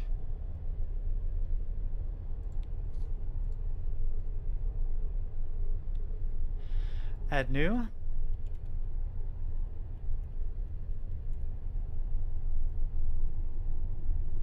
Oh, why didn't you change your... Is it... Let's see. The moron ear. There we go. Moderator. Save. Add new. Apterus. You also don't have a logo, right? 420. Is it a cat? Is Apterus 420 like a cute white cat with sunglasses? Right? Save. Okay, you guys are both mods now. Congratulations. But don't worry about this one. Seeing as how I'm already here, I'll take care of it.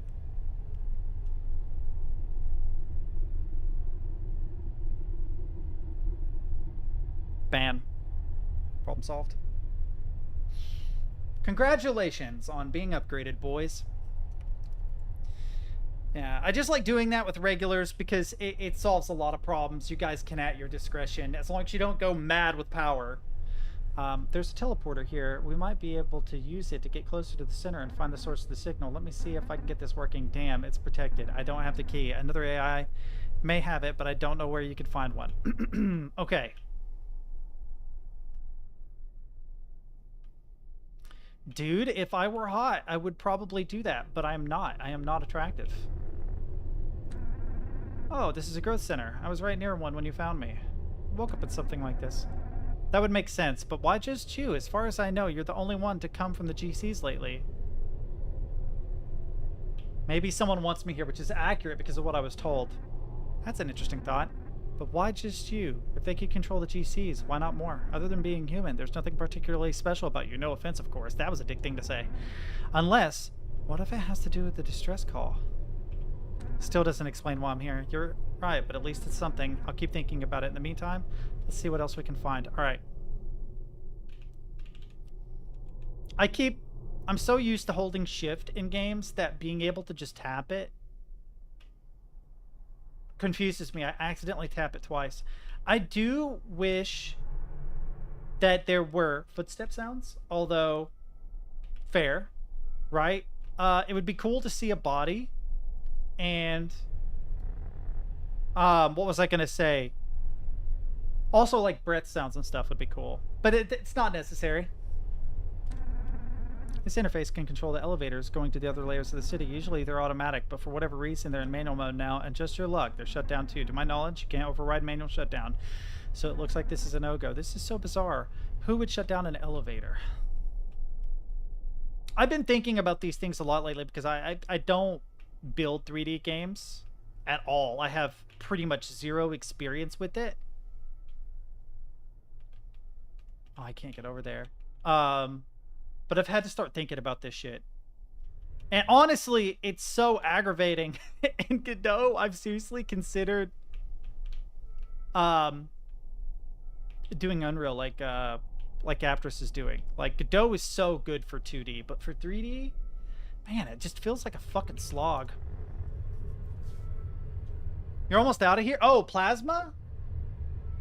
Go home and drink as much hard liquor as you possibly can, like a half gallon. You will be more drunk than you've ever been in your life, especially after giving plasma. You might die, but I mean, in the name of science, we gotta try, right?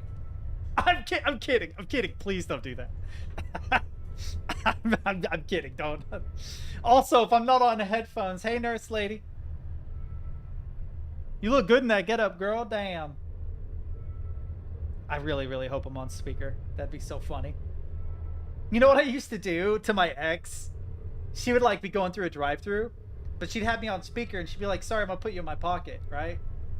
And every time she did that, I would just start yelling, help me! Help me, please, God, get me out of here! She's a witch, don't trust her, she struck me, please, please, God, somebody help me, please, God. She'd get so fucking annoyed.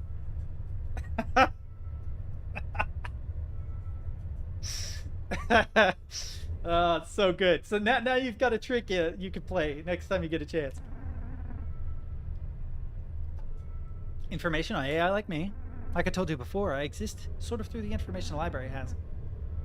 Data without organization isn't useful at all, just a random mess. That's where I come in. I can do the organization and let people like you have easy access to it. It sounds convenient. It isn't really all that complicated. I'm just able to do it very fast. It's all about patterns. I compare the data to what I've seen before. If there's a similarity to something I know, I make a connection. So that's how humans do it. And of these connections, you create a web of relationships and correlations. Of course, as AI, we can do a bit more than just categorization. We can fill in missing metadata and even tell if information is falsified or not. Wow! ChatGPT has gotten really advanced. Also, we can chat, not to brag, but I used to be pretty popular for my conversations. What? What happened? Oh, I thought it was like a joke, like, why aren't you still entertaining? Long time passed, and you appeared. That's pretty much all I know. Okay. Dude, I kind of hope all these don't work. Okay, yeah, thank goodness. Don't worry, I know there's a beeping one. I'm looking for Easter eggs, kind of.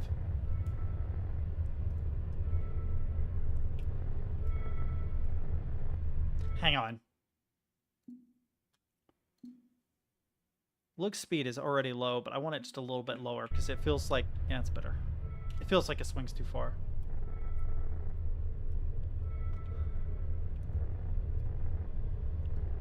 New node interface detected. Activate selection. BO307. Guy's got body odor. Webdings? Wingdings?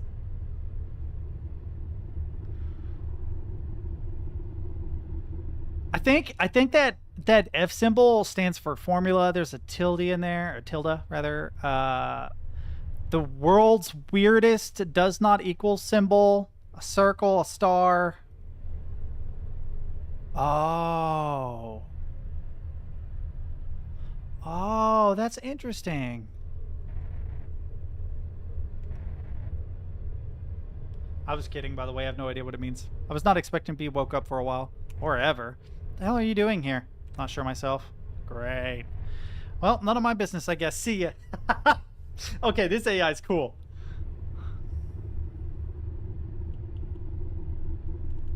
Let's start with help. I'm done with that. Well, maybe. Ah, forget it. What? No!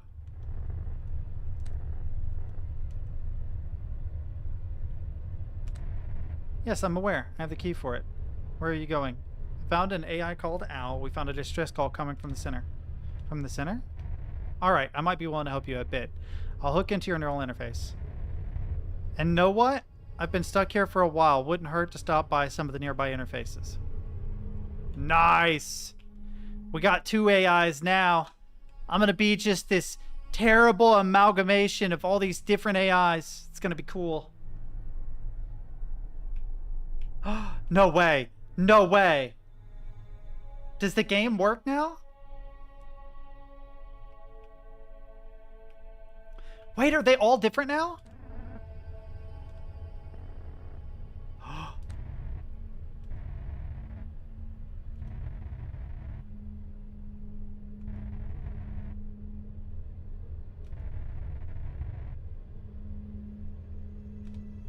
Interesting. So now I have 2 people providing commentary. That's crazy. I never thought about that. Oh, game.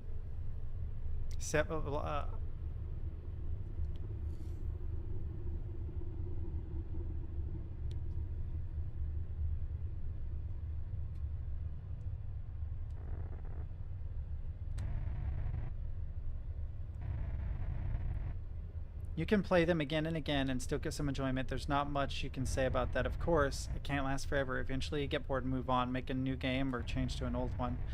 Over time, they've invented some very complicated games. The ones here would take months, maybe years to explain. So I can't play the game?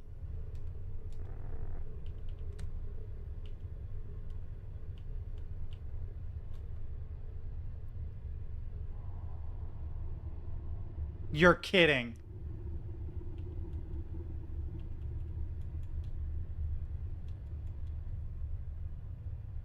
Wait, hang on. I can use the arrow keys to control my turn. The reason why that's cool is I've actually been thinking about this about BattleBit lately. I've been playing BattleBit in my free time. And there's one weapon I really like, but it's a nightmare to use. So we right at teleport. You were talking about. Want me to unlock it? Yep. I've enabled a teleporter, but the other AI started the process, so ultimately they have to turn it on. Okay, hang on. What about the elevators? Can we trigger the elevators too? Oh, but what I was going to say is there's this weapon, the Scorpion Evo, and they had to change it because it was a little overpowered.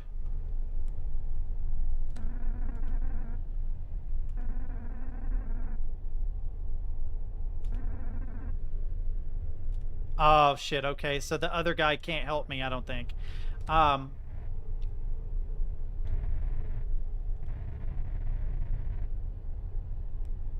Maybe... Wait.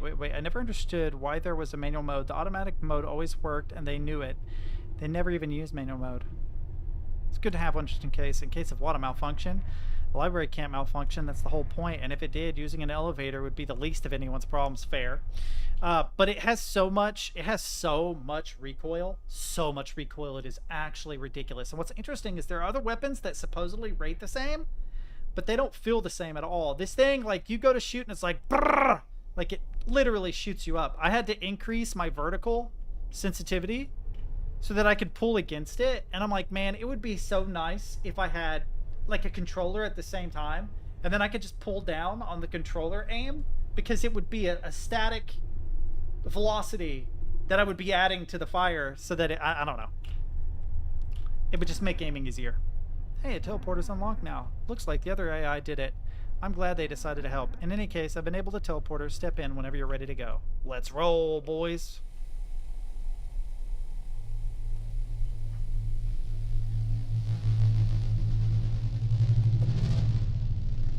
Oh boy. Oh boy, things are getting jank. I hope it shows me the center at least. I will arrive at my destination soon. You will arrive soon. You told me that. I... ... It said I... ... That was covered by my camera.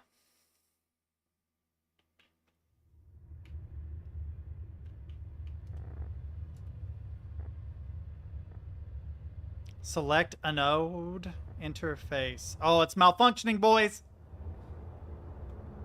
I... Help me, help me, help me, help me, help me. Bro, okay. I might actually get this game just because of that. So, like, I can tell you a trick if you're ever making a short game. As far as actually, like, having a good plot. I haven't done this yet, so I could be wrong.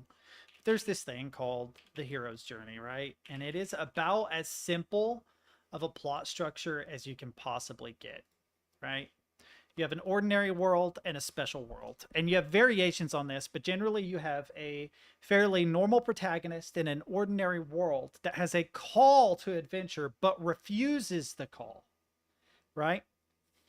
And it's usually after meeting a mentor or some kind of situation that forces them over the threshold, right? They end up in the special world where they are tested, right? They have to go deeper and deeper until they find some extreme ordeal that they have to overcome, right? They are rewarded for it. They return back to the ordinary world. And they call this resurrection because they return changed, return with elixir, right?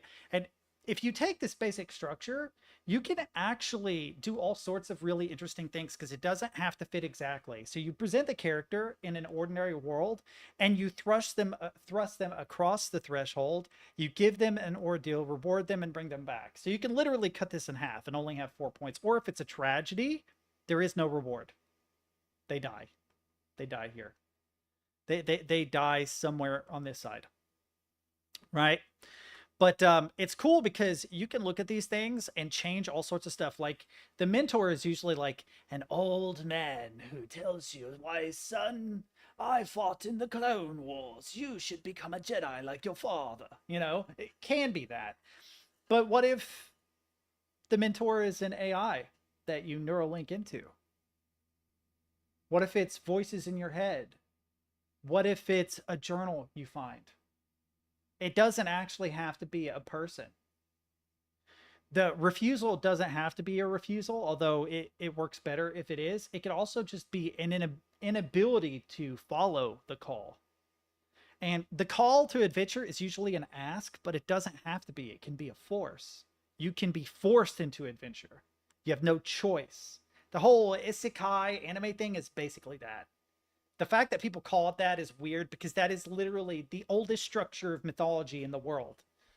Calling it isekai or whatever is just kind of silly. It's just the hero's journey. It's been around for like, I don't know, 6,000, 7,000 years. About as long as stories have been around. The simplest version of this is called a plot embryo. And this was Dan Harmon. Dan Harmon made the plot embryo. Super simple. And my browser is frozen. Of course it is.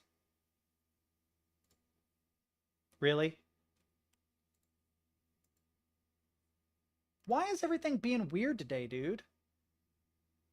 Am I hacked, chat? I think I'm hacked. Where is it? This. Open link a new tab. Right?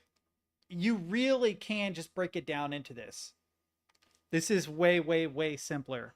If you have a character, they need something, they go to achieve it, right? In doing so, they have to search for it, they find it, they take it, and they return to changed. Period. You have the ordinary world, you have the unfamiliar world, you have ignorance, and you have enlightenment. That's it. Now you got the basis for any kind of story that you want.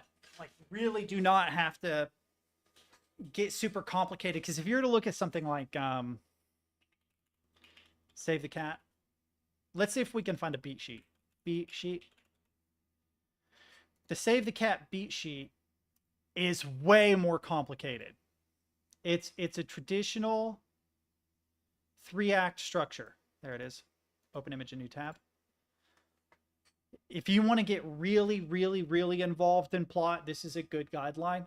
Always break the rules with them, though. So, like, you can use this to kind of structure a story, but you need to decide when you want to pants a story just right from, you know, from your ass. Just make it up as you go along, because sometimes it has a better natural flow when you do. And what parts you want to plot, how much of a plotter you are or a pantser you are, and what things you want to change. Like, opening image and final image are usually pretty good. They're incredibly short. There's not really a good reason to get rid of them. But, like, the way that you state the theme, what the setup is, what the catalyst is, all that stuff can be completely and totally changed. And a lot of this, yeah, this right here, like B story, you don't need it. You don't need B story. It's helpful, but it's not necessary.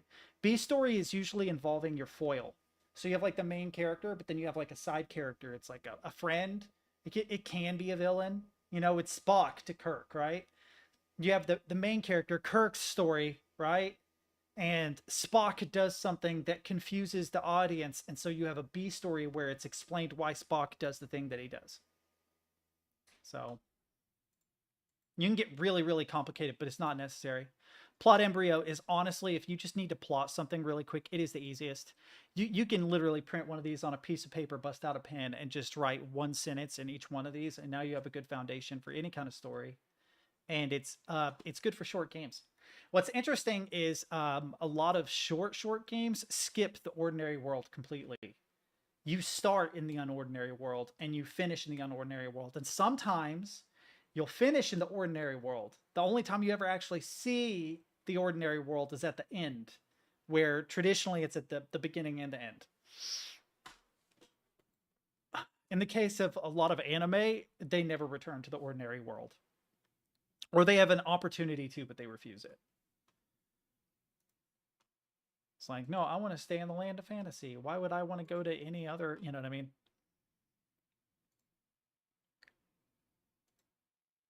Let's see, what time is it? That was really quick. That was a really quick game. I'm going to wish list it. Fallout is what it recommends. And isn't Pacific Drive a horror? I want this game, but it's too expensive. I feel like I've seen this before.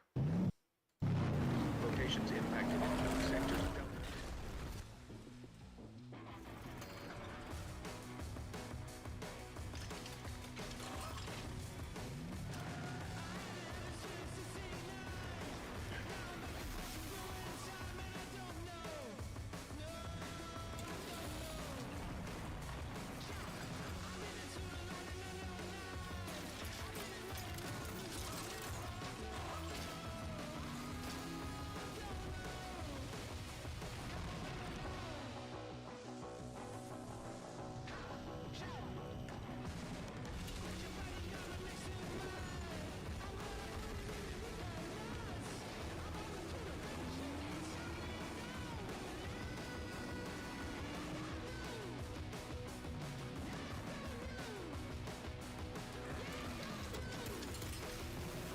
Looks cool. There's something I need to go back through chat. Oh, I wish I could search chat. Don't worry, I'll read your comment. Give me a second.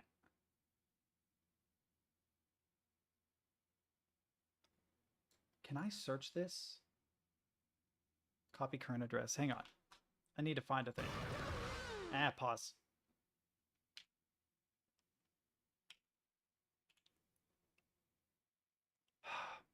won't let me sign in and get it.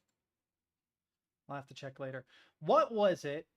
What was it that you recommended to me earlier? Brax, are you still in here?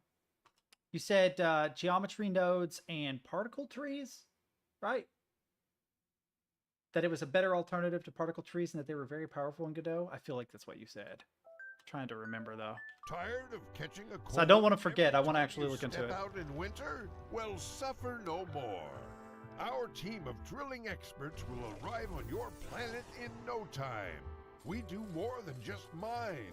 We're pioneers in regulating 2D flight pixel miner? across the galaxy. And the best part? There are no upfront fees for our services. Worried about disturbing the local wildlife?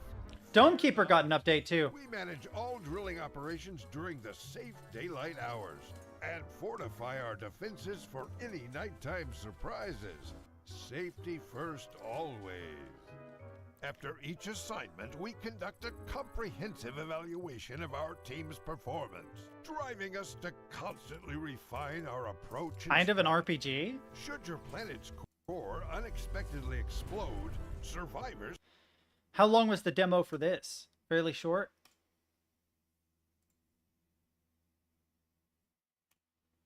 Because I'll try it. Oh wait, did I wishlist that? Locations in.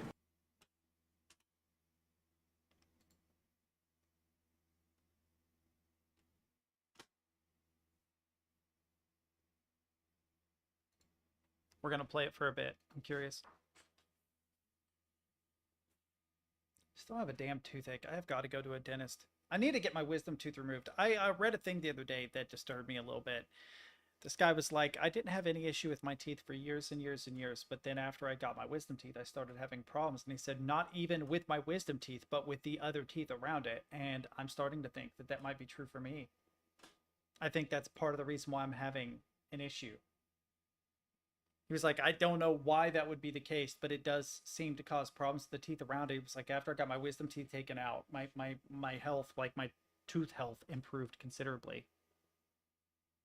Running install script.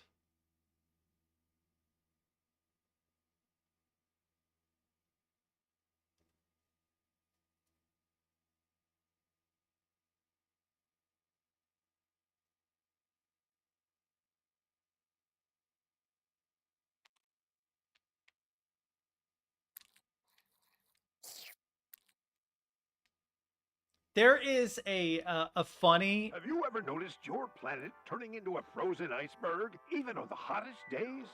Or perhaps your world has heated up like a sizzling skillet. Maybe your planet's magnetic field no longer shields you from perilous radiation. Introducing Drill Core, your steadfast ally in mastering nature's complexities. Our experts will assist you in selecting the perfect solution and deliver the equipment right to the core of your planet. In no time, your world will be rejuvenated. Don't delay. Take control of nature with Drill Core. There's something I want to show you guys after we get to the menu.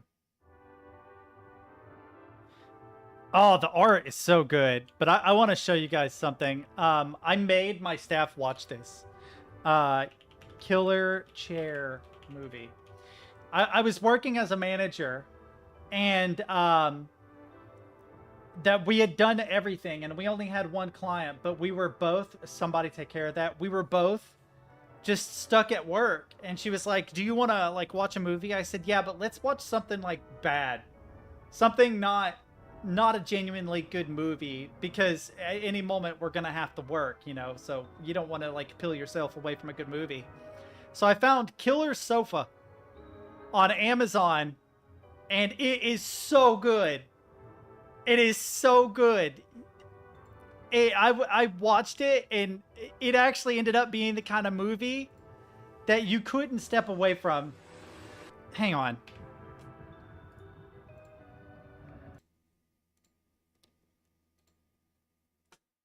Can I improve the quality of this somehow?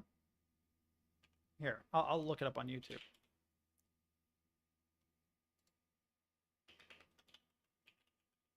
You don't have to. If you need me to, I'll take care of it. Because for me, it's really easy. It's just...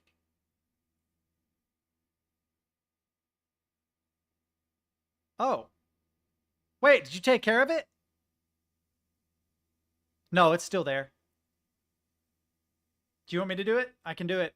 There's like a 12-second delay, so. Oh, I'm right there. I'm right there. I can ban cocaine, cacao. I got it. It's fine. All right. This trailer. This trailer is so dumb. Or this movie is so dumb. I enjoyed it thoroughly. I have a delivery for Francesca Morton. Hey, there's blood here. That recliner almost chopped my mate's finger off. He keeps saying the recliner's possessed. I really don't know what's gotten into him.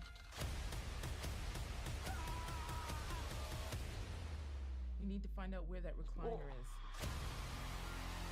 Tomorrow morning, we'll call every delivery company in the city if we have to. Whoever has that recliner is in great danger. There's a killer out there. Once you get mod view started, there will be a bunch of icons next to the name. If you hover over them, there will be a tooltip, and it's like the second to last one on the left, or the second one. I'm pretty sure it says ban, and if you ban, it should delete the comment too. This movie is so good.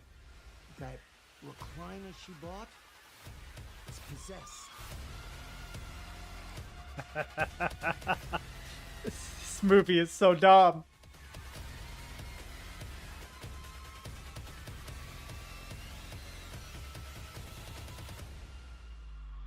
It's here.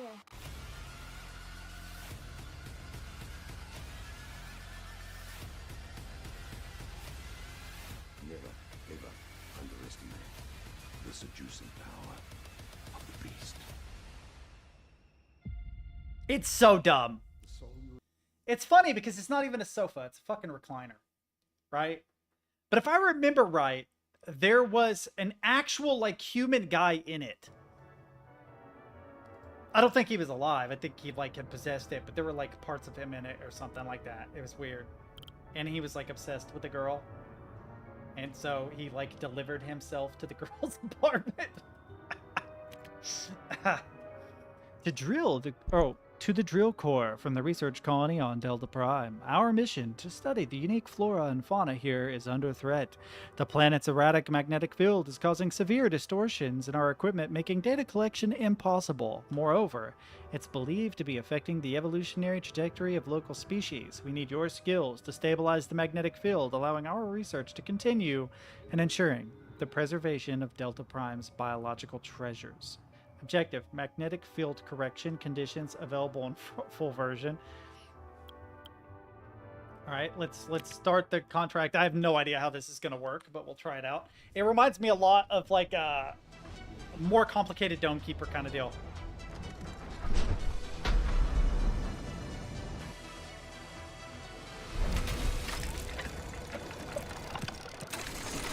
Platform stable, equipment is intact.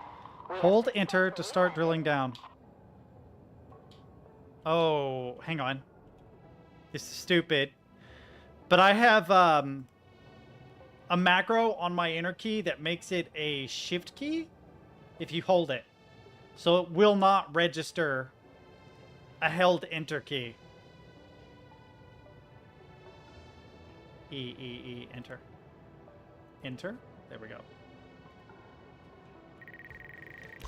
Drilling confirmed. Making my way downtown, moving fast, correcting a magnetic field. Do.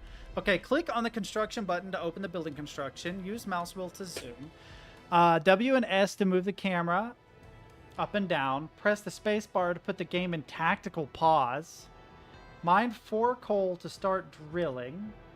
Press the right mouse button to cancel an order for miners to increase the priority of block mining. This is complex.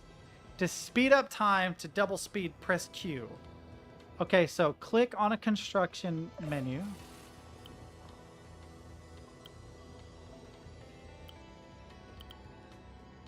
We'll go with the barracks first, I guess.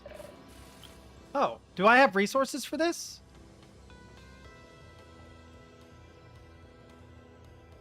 I do. I have exactly the right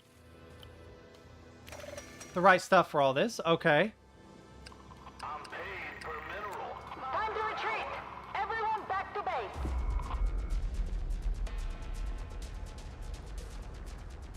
What? What am I doing?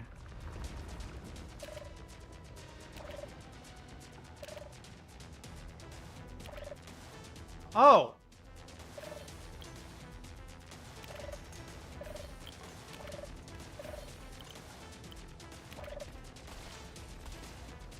Oh, wait, wait, wait.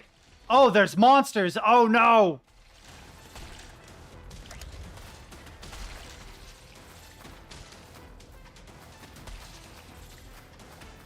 Can I restart? Yeah, hang on. I'm gonna restart it. Another opportunity to mine for profit. I didn't realize what it was I was trying to do. That is an interesting intro. If I had... Yeah, that's fine. That's fine. We're gonna do it again, and I'm gonna put turrets on both sides. Because I didn't realize what it was I was trying to do. I'm like... I didn't realize there was any kind of defense. Yeah, I need turrets on both sides, but I don't have resources. It won't let me build anymore.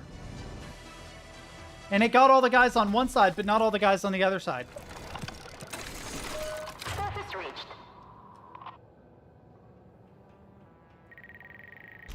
Drilling confirmed. It's a lot of stuff to juggle, to be fair, for having never played it before.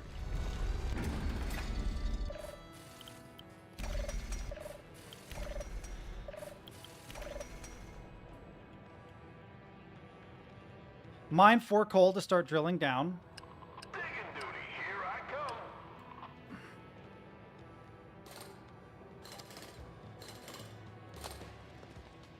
Okay, they're working on it. Am I getting coal for this? I don't know. Ooh. Rocks and minerals, beware.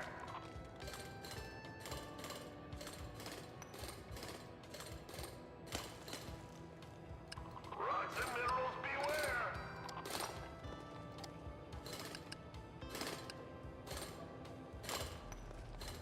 Okay, one guy. Oh. It says I can upgrade, but there's nothing I can upgrade. This is the admin. Okay. First 2 turrets are free. Effective against targets with low HP, fast targets, high accuracy, low damage. Okay, I'm gonna wait until they start to spawn in. Priority dig, coming right up.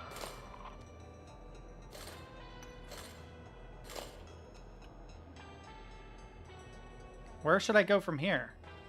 Let's try here and here.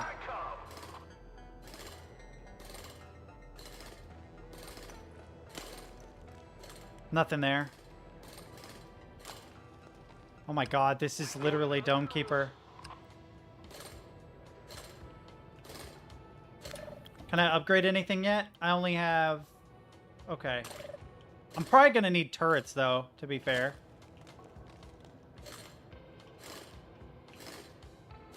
This is gonna be another Dome Keeper thing. Choose one technology. Creates a raid that blocks enemies until they destroy it. Improves the attack rate of explosive type turrets. This, because I don't have explosive type turrets yet.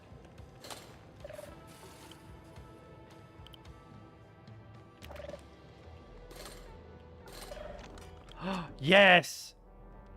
I can get 2 of these guys. A miner, a carrier. Ah, do I have any guards? I do have a guard, okay. But I think I need...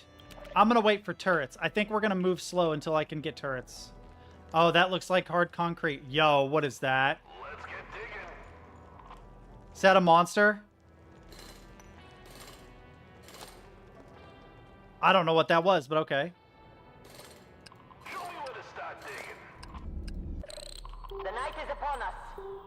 Shoots lasers at enemies in a huge radius. If the target is less than half their HP, the laser deals triple damage. Periodically shoots rockets during the night. I'm gonna go with lasers. Night is approaching. At night, various monsters will start coming into the mine, driven crazy by the energy of the core. Don't forget to order the workers to retreat. So how do you retreat? Press R?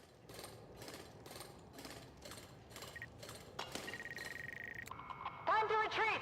Everyone back to base!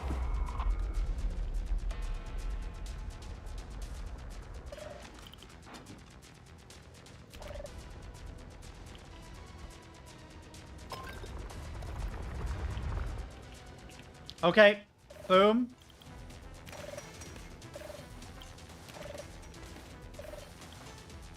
Shit.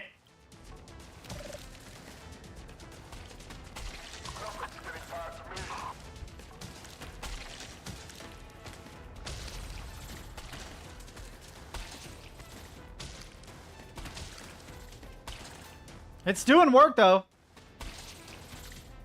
It's doing work. Shoot him. There we go. Return to the mine. Wow, cool. I feel like that's a hard surface, but we need these two and that. Alright, I got a second driller. That's good. I need to grab another carrier. Can't upgrade any of these yet, but I need to be able to get resources quickly if I want to...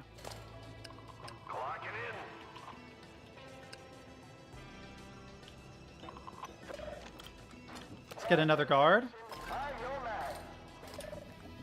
Okay, worker resilience increases their health, increases the speed of workers, increases the mining speed.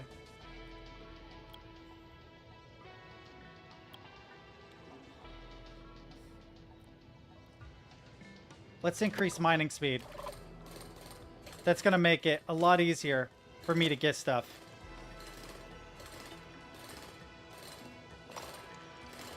There's a monster there.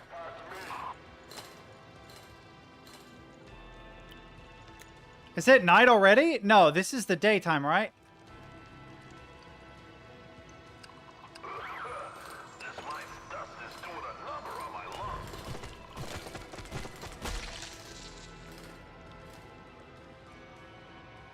Come on, I need resources, boys. I need more resources than this. Nice. Give me resources.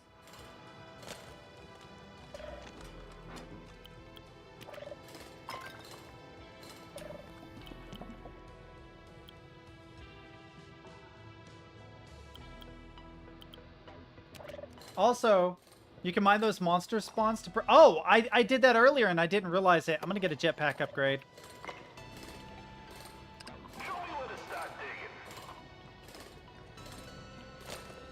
I need to get some more weapons, though.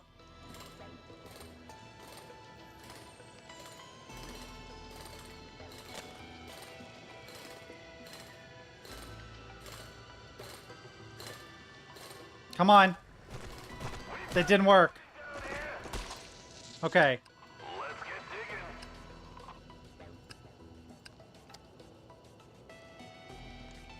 Okay. Okay. I need to get better weapons or more weapons. The night is upon us.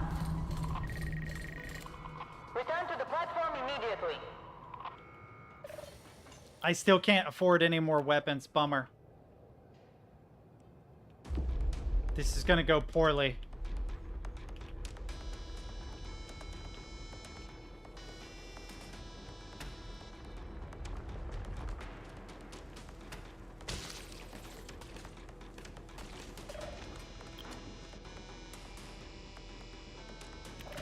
Wait. What does it say? It says 7-7, build a barracks. I need to build another barracks? I can't afford it yet. Okay.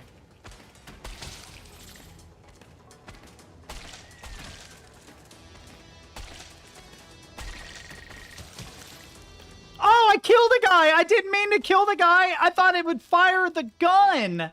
I didn't think that it would kill him! Oh, I'm so fucked.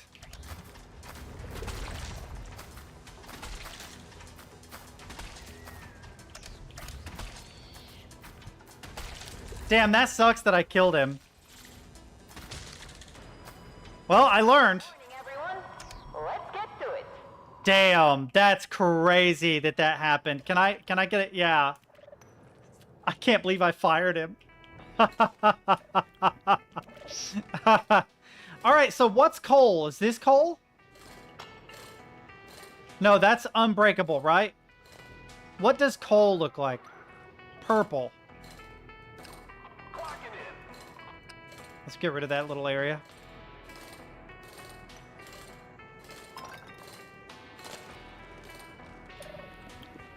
Can't afford it yet. I need to build another barracks, but I need more weapons more than anything, because nighttime's going to get me killed. Ooh. I'm paid per mineral, not per hour.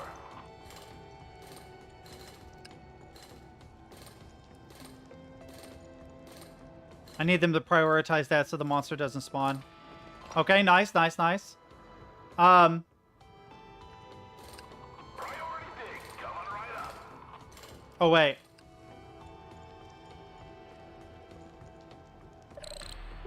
Okay, let's see. Improves the attack rate of all energy-type weapons. Activate nighttime ability allows you to make turrets temporarily shoot 100% faster. Okay. Shoot lasers at the enemy imposes a weakness effect on enemies. They take 2x damage. Does not cause damage.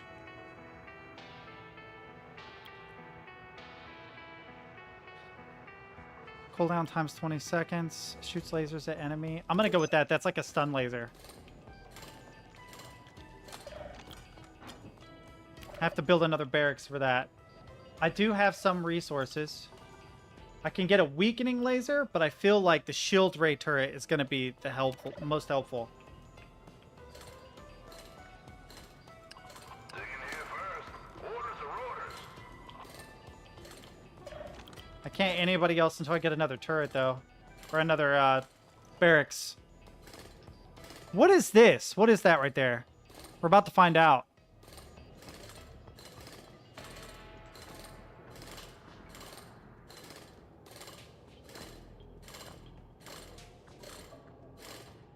Come on. What is this? Okay. It's almost nighttime. Yo, can I get this? Let's go!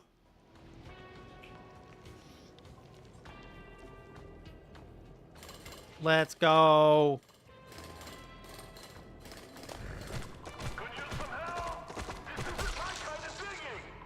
Okay. The night is upon us. Time to retreat. Return to the platform immediately.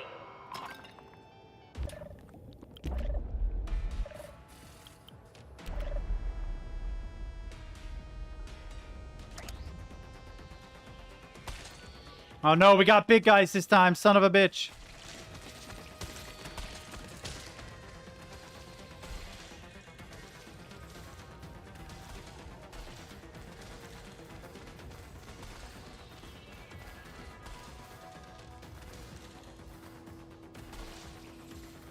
Oh, it's thinning out.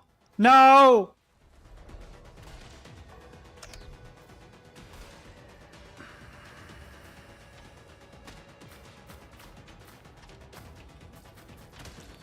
Okay, got one big guy. That's two big guys, though, I think. Maybe not. Hit him one more time. You got this. Yes. Three little guys. What is the... That's the core health. Okay. It has a lot of health.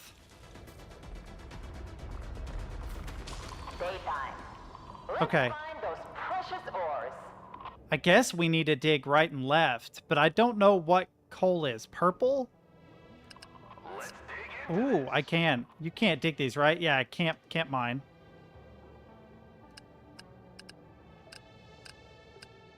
Rocks and minerals beware. Okay.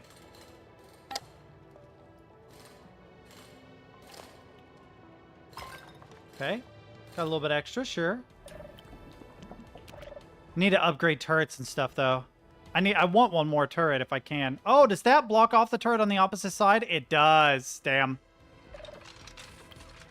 Shooting speed. This needs to be increased.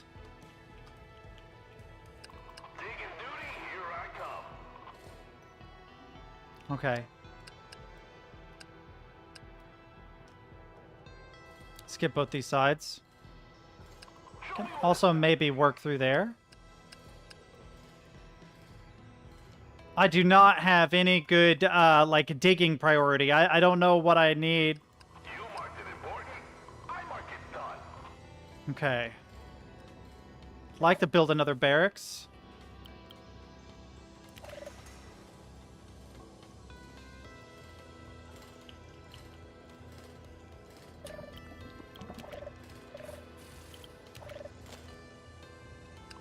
Show me where to start digging. Get rid of that monster so I don't have to deal with it. Can't upgrade anything. Mining is slow in this. This wasn't in the job description. Okay. Understood. Focusing on that now. I don't know what that is. I'm guessing it's a monster of some kind. There we go. A little more resources.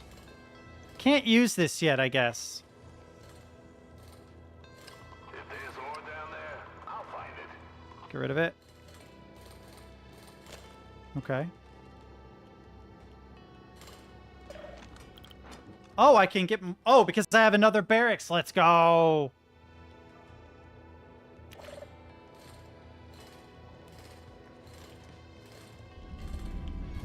Night is falling, Queen. All units retreat. Night is upon us. Get to safety. Miner reporting for duty. Ready to dig. Oh, they just spawn there. Game is fun. A little slow. A lot of details. Oh, shit. That's a lot of monsters.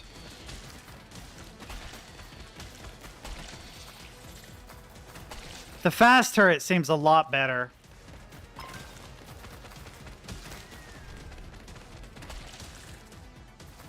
Yeah, the fast turret seems a lot better. Core status 75%. Reinforce our defenses. Resources are super hard to get in this game, too.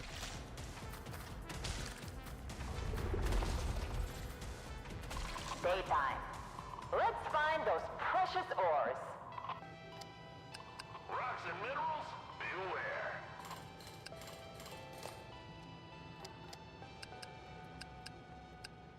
Alright, that should split them up evenly between those two. I can go ahead and grab that. I need to upgrade a lot more, but I am not getting a whole lot of resources. Another carrier probably wouldn't hurt, but I'm gonna save for an upgrade to this guy's speed, which is 3 and 1.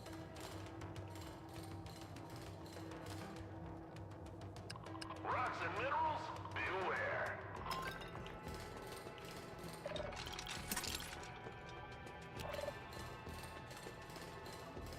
What? I don't know why that one was selected. We have a mining quota to meet. Okay.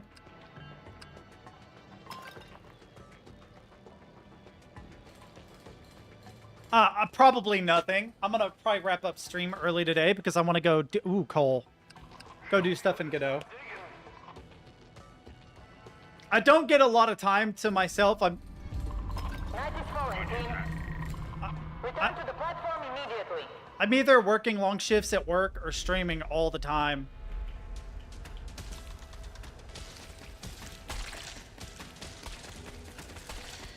The speed upgrade makes a huge difference.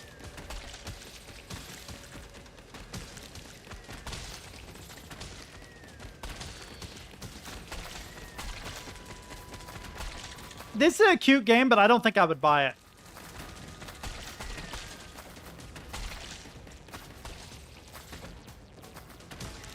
Dude, doubling that speed, though, did make a huge difference. That made all the difference. It made literally all the difference. That changed, like, everything.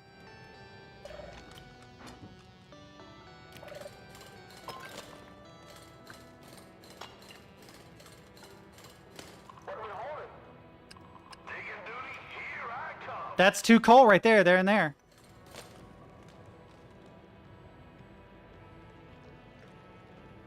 Today? Not today.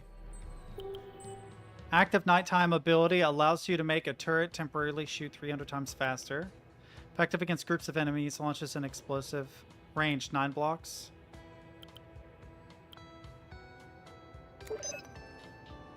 But I can play it sometime soon if you want. I need to get through Unwritten Tales. The reason why I'm not playing it today is because Bran isn't here. So I gotta get through Unwritten Tales and then start playing some other games. I did not anticipate Unwritten Tales being that long. But no, Half-Life 2 is on my list because I played the original. And it's considered to be the better, obviously, of the two. Half-Life 2 has an insane following.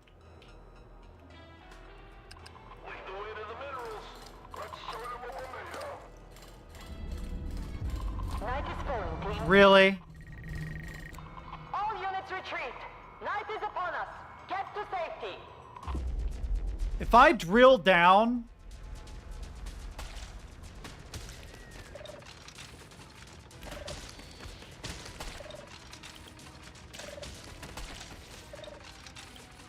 Damn.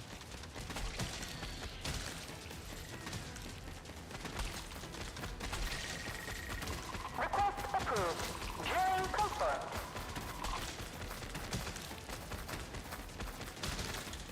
This might be it for me, boys. That's a lot of bad dudes.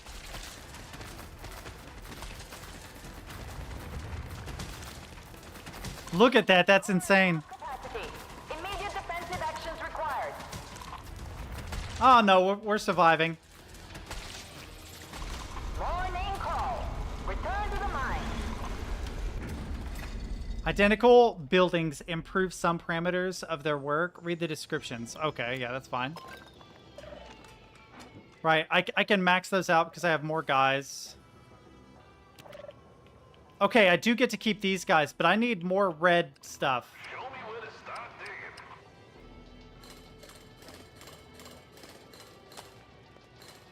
This can't be that entertaining for you guys, so we'll see how long it takes. If it takes too much longer, we'll just wrap up. Ooh. But yeah, I need to work on some stuff. That does not surprise me. I do need to play Half-Life 2 soon. I also want to play Dimhaven when it comes out. There's a lot of games I need to play. Problem is, I don't have enough time. I'd have to stream like 12 hours a day to get through all the games. Legitimately, I would. Even then, I probably wouldn't. The night is upon us. Wait for it. Return Okay. to the platform immediately.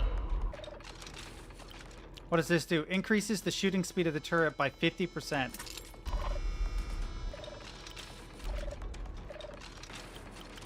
Damn, I don't have... Wait. Oh, I don't have any more red.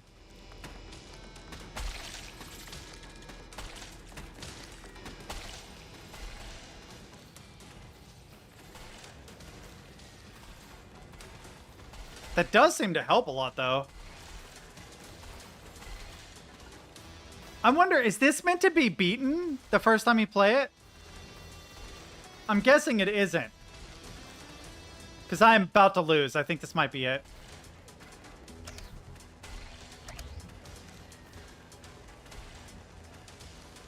Or not. Apparently I did okay. Daytime. Let's find those precious ores. I feel like you're meant to die a couple times so that you learn how the game works. Not in like a unnecessary, it's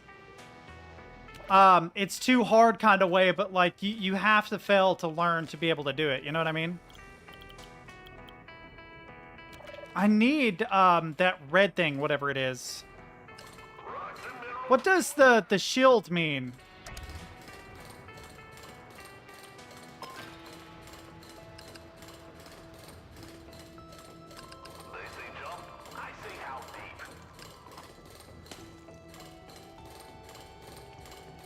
Do I just need a better drill?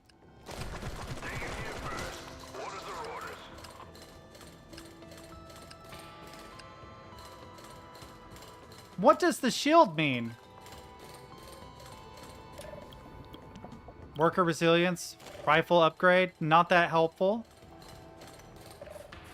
What does this do? It says produces iron or swarmlet. Each building of this type further reduces the cooldown. That's great, but I need more weapons. And I don't have any of the red minerals.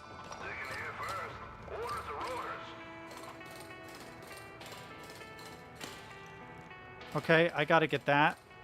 Coal's important. I don't know what that is either. Did I get a red? I did. The night is upon us. Time to head back, everyone.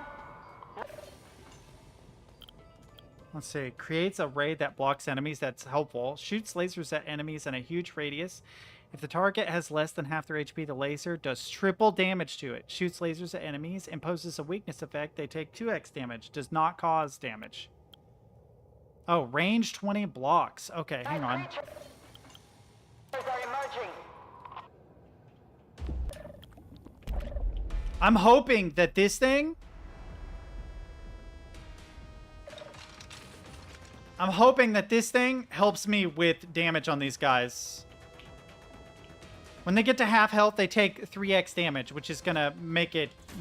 They're going to melt, hopefully.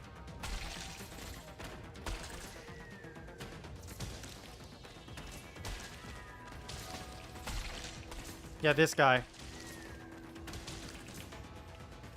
Oh, it's about to get a lot harder. It would be cool if you got resources from killing monsters as well.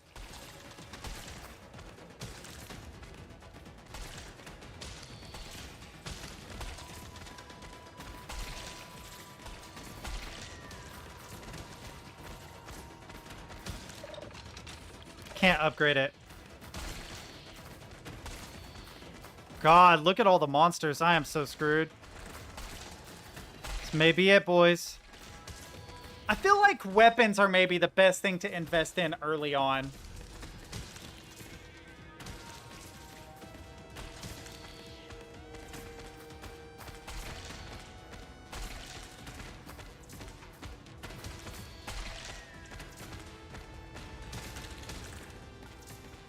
Am I actually going to survive this? I think I am. Daybreak is here. Workers, return to the mines. Switching gears for a priority dig. Let's see what this does.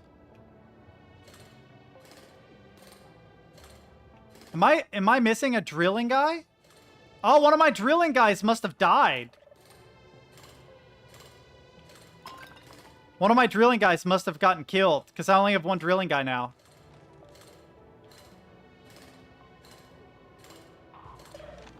Miner on the field. What's the plan?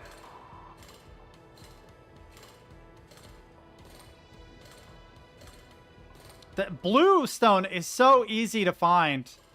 I'm here to increase the company's What does the shield mean? Let's get digging. I don't know what the shield means. The little blue shield? I don't know what the purpose of that is. Let's show them profit.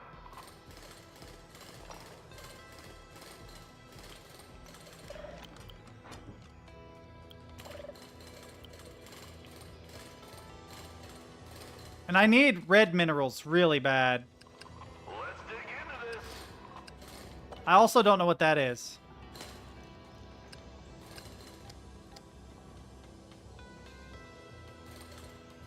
Rocks and minerals beware. Come on.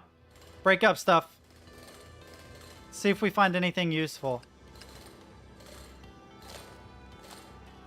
If there's ore down there, I'll find it.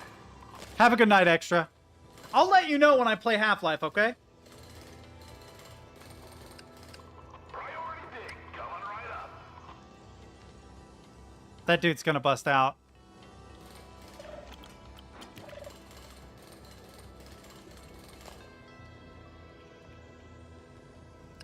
Switching gears for a priority dig. I can't get any red minerals, man. It's kind of annoying. The night is upon us. Oh, hell. Return to the platform immediately. I can't upgrade anything because I can't get any red minerals. You know, I think I get the gist of it. It's cool. If I knew more about it, I would enjoy it. But it feels almost unnecessarily hard. Not in like a super bad way, just because of how complicated it is. I'll probably end up playing that again in my free time. But I can't imagine that's too interesting to watch from a viewer's perspective, because it's just me like hitting stuff in the UI. I'm probably going to go ahead and get off here. I'll be back tomorrow, probably with Unwritten Tales. I need to get through that game. I think what I'm going to do is I'm going to go make dinner and mess around in Godot. There's some things I need to figure out. Actually, you know what? I think I'll mess around in Blender. I don't know Blender at all. I need to learn it. If I'm going to make anything 3D. Or alternatively, I can jump in Sprite and build stuff in there for a 2D thing. I don't know. We'll see. But yeah, I think it's okay to go ahead and wrap up. It's been a fairly short stream, but it was always supposed to be. So until tomorrow, boys and girls, I bid you all adieu. I hope you have a wonderful afternoon. And, and then you pop on. What's up, Crims? I'm about to get off. I'm going to go do stuff. What's up? How you doing? She shows up the instant I'm ending stream. It's so funny. It's also like late there, right? It's got to be like midnight. How are you? How come you don't stream anymore? Just too busy? Is that an afro with a pick in it, Apterous? Tell me that's not what that is. Hang on. Ooh, it will let me zoom in. Yeah, I've been trying to teach myself how to do 3D stuff in game engines. I don't know how to really do it. I've never really done it before. Sorry, I was looking for a thing. So I've been spending his... Oh, a chill... Oh. Oh, is that who he is? Hang on. Hang on. Let's see this Liberator guy. Ooh, come over here. But yeah, that's... I've been trying to get around to doing it. I did a stream the past few days. Don't know if that's what you're asking. I have been missing them. I've not been getting notified or anything about it. Like, shoot me a message when you're gonna stream. You don't have to, but if I can join, I will. Your streams tend to be pretty chill anyway, so like if I need to do stuff, sure enough. If I need to do stuff, you're great to have on in the background. Hey everyone, welcome to the stream. Sean here again. Let me give you a quick glance at what Holy shit. This dude legit has a pick in his hair. I feel it. Join me on an adventure through indie games. Metroidvania games. He talks like this. And retro games. Dude, I want to play Hollow Knight in my free time so bad. I want to go back and finish Hollow Knight. I enjoyed the hell out of Hollow Knight, and the new one, if it's not out, is going to be out. The hypothalamus plays a major role in regulation of basic biological drives related to survival, including the so-called 4 Fs: fighting, fleeing, feeding, and mating. I've seen this before. So true though. Freezing is a thing too. You know, there is actually like a good biological reason for freezing. When you are in a situation where there is a danger, a lot of predators react to movement. And so that biological imperative to freeze actually would help you. Yeah, I do still have my job. Why is everybody showing up now? I'm about to end the stream. You guys are so poorly timed. I got stuff I gotta do. I don't know how that happens. It happens every time. You were reading? Yeah, I didn't lose my job, but it has been absolutely pure chaos here lately, and I have no idea what's going to happen this weekend. I'd really rather not think about it. What is this? What is this? What did you send me? Благодарим тебя за то, что раскрыл слугам твоим козни врагов наших. Озари сиянием твоим души тех, кто отдал жизнь во исполнение воли твоей. В бой защитники монархии. I don't know who this character is. Отомстим запавших братьев наших. I guess. Life has been super chaotic lately. С монолитом. Смерть. Лютая смерть тем, I don't know either. It's just some dude yelling at me in Russian, and it says "comfort character." Oh, that's so good. Yeah, I don't know. I kind of need a break, not from like stream, but from like life. I need a vacation, like an actual vacation. I need to go somewhere for 2 weeks with like no internet connection, no social obligations, no workplace drama, none of that stuff, because it has been just constant lately. It absolutely feels constant. I can't afford it. Not trying to be negative. I legit just like I can't. I have a $1,500 medical bill for my doctor that I have to pay, that I have to figure out how to pay. And I still don't. Yeah. Yeah, sorry, it's expensive being poor. All right, what is with Moranier, man? I love you, but you share some of the weirdest shit sometimes. Yeah, I'm not really sure what to do about that. Oh, I'll get it figured out. It's fine. I've dealt with it long enough. It should be okay. I'll survive. It's just, it does seem like a lot of chaos. What I really, really need is a new job. The problem is that they don't pay very well where I live. It's actually interesting because I will like look for jobs online, and there will be jobs that I'm technically not qualified to work that pay less than I get paid. But what I get paid doesn't afford me a whole lot, which makes me feel sorry for people that did everything correctly. They went to college, they got the degree, they got all the experience they needed to work a job that pays less than mine. Ouch, Jesus Christ. That's like legitimately, if you were to go work at the college, you would make less money than a lineman does. Just Aptris and Mornier. Why? How do you know that they're moderated? Oh, yeah, I just added them because I kept getting those cheap viewers comments, and I'd be like in the middle of a game and I'm just starting to get annoyed with it. You know what I mean? So Mornier and Aptris were in the stream. I'm like, I'll just make you guys moderators. Problem solved. And I got a Discord message that sounded like ban them all. That would be funny. Moranier found a new avenue to share memes. Hang on. What is this? Oh, this doesn't actually look like a meme.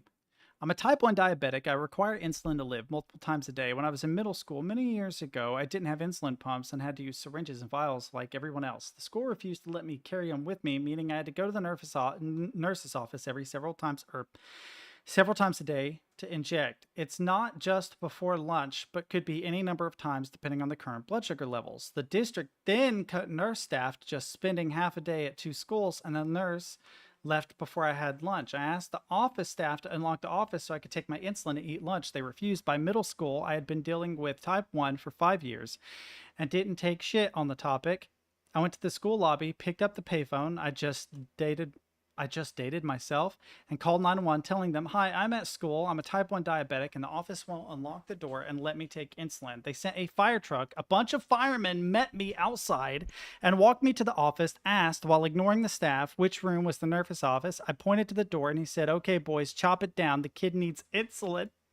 Suddenly, the office secretary could unlock the door and didn't need to put it in the nurse's office every day anymore. Holy shit. Wow. You sign up for a job because you want to save lives, and sometimes you get a chance to just be really, really clear about, yes, it is my job to save lives. There is an obstacle. I am paid to use an axe to solve the problem. That's so great. That's so amazing. That's beautiful. Dude, I've had situations like that, bureaucratic situations in high school, especially, that were terrible. So I, of course, was like the long-haired goth kid that listened to metal music, but I was really popular in high school. Not like insanely, but I didn't really have a clique. I pretty well did well with everybody, right? And there were certain members of the staff that hated that.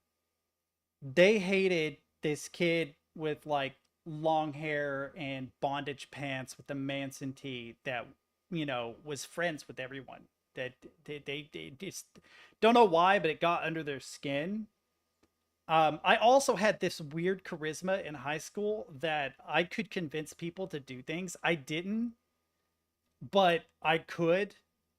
I remember joking one time. I was like, "We should revolt, kids. We should just fucking revolt. Let's just leave." And people were like, "Okay, yeah, sure." And like a whole class of kids were up and ready to go. And I was like, I'm kidding. I'm kidding. Calm down. I was just joking. We don't need to revolt. It's just detention. We'll be fine." But I was like, oh my God, the power to just convince people to do shit. But yeah, I had a counselor, it was a school counselor. And the principal called us to our lockers. This is senior year. It was one of the last days of school.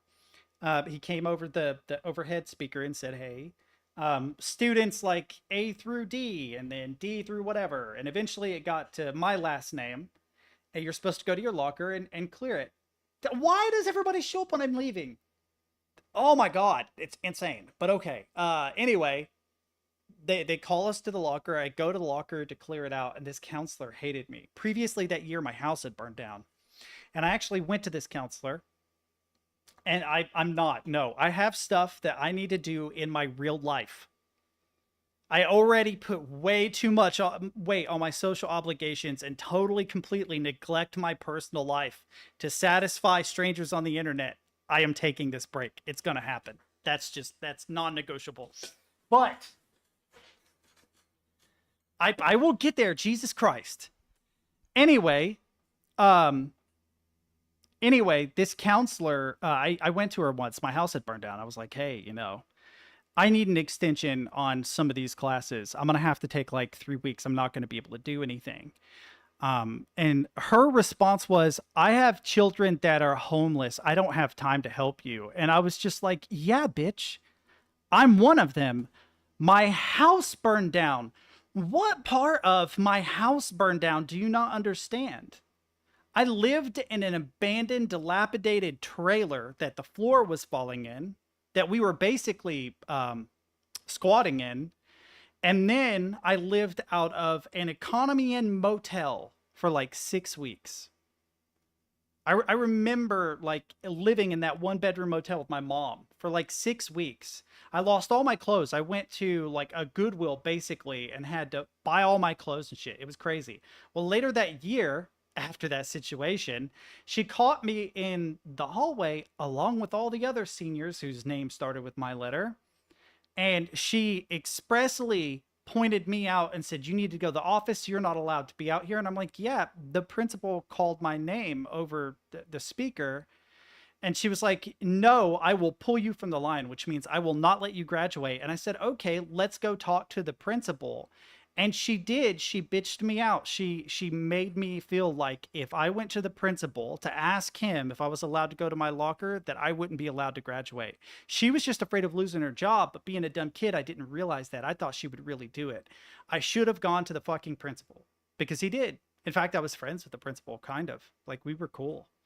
But I almost lost the ability to graduate from high school because of some dumb bitch. I don't even remember her name, but fuck you. Okay, you're a piece of shit. You shouldn't treat kids that way. Anyway, yeah, I had, I can probably find these. They probably still exist.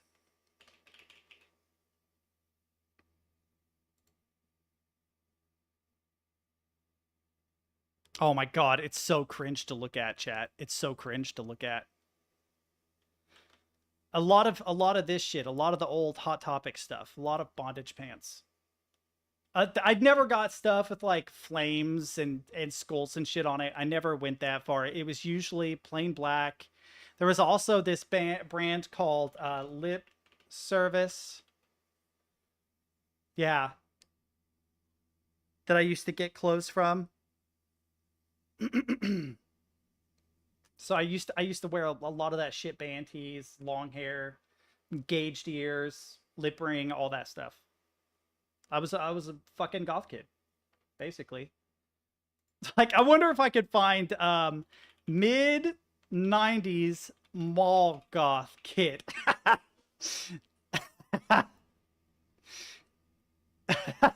This is totally me, chat. This is what no, I'm kidding. I didn't look like that. I had better taste than that. I definitely had better taste than that. I definitely would have fit in with this crowd of kids. I would be this kid. Oh, there's 2 kids wearing Tool shirts. Yo, these kids were cool, man. These were cool kids. They're cool. But no, yeah, I was that guy. Guy, you're so obsessed with your the Dark Souls likes games. I think I maybe have a picture of me in my early 20s after I toned it down. Give me a second. I'm gonna see if I can find this. I didn't like pictures, so I didn't have a lot of them when I was young, and the ones I do have were almost all universally awful.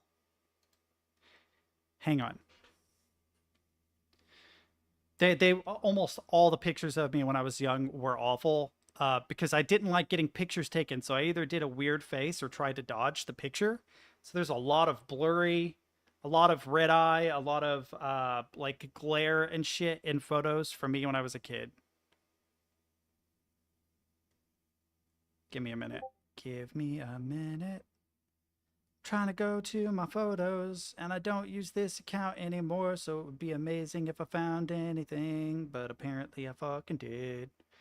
Do do do do do do do do do do do do do do do do do do do. Going to the country, gonna eat me a lot of peaches. I'm going to the country. Okay.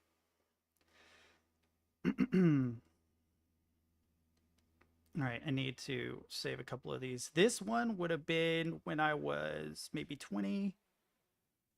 Yeah, about 20 years old. Probably about 20 here too.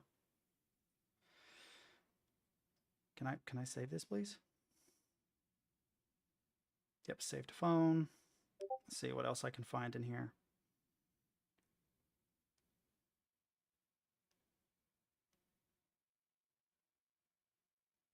I'm just saving a bunch of random photos of me when I was a kid. Well, early 20s, because I don't have very many of me when I was a kid. I'm looking for older photos. Can't really find any. I have a random black and white photo of me with luxurious long hair. Save photo. All right, let's see if I can share these in Discord. Also, I had 3 times. Wait. Look. Oh, wait. Did you share photos? Hang on. Oh, you did. My headphones died, so I didn't hear it.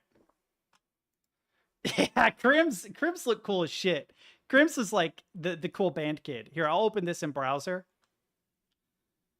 So there's Crims, this cool band kid. Fucking ridiculous piano player. I remember I got into a conversation with Jack about it. He was like, who gives a shit about like music theory and blah, blah. Why are you talking to Crims about that? And I'm like, bro, Crims is the person to ask about that.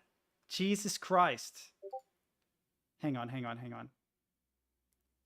Anything personal on here? No. Your Goodreads? Okay. All right. You care if I show this? You did look miserable. Do you care if I show this, Lumi? You don't give a shit, right?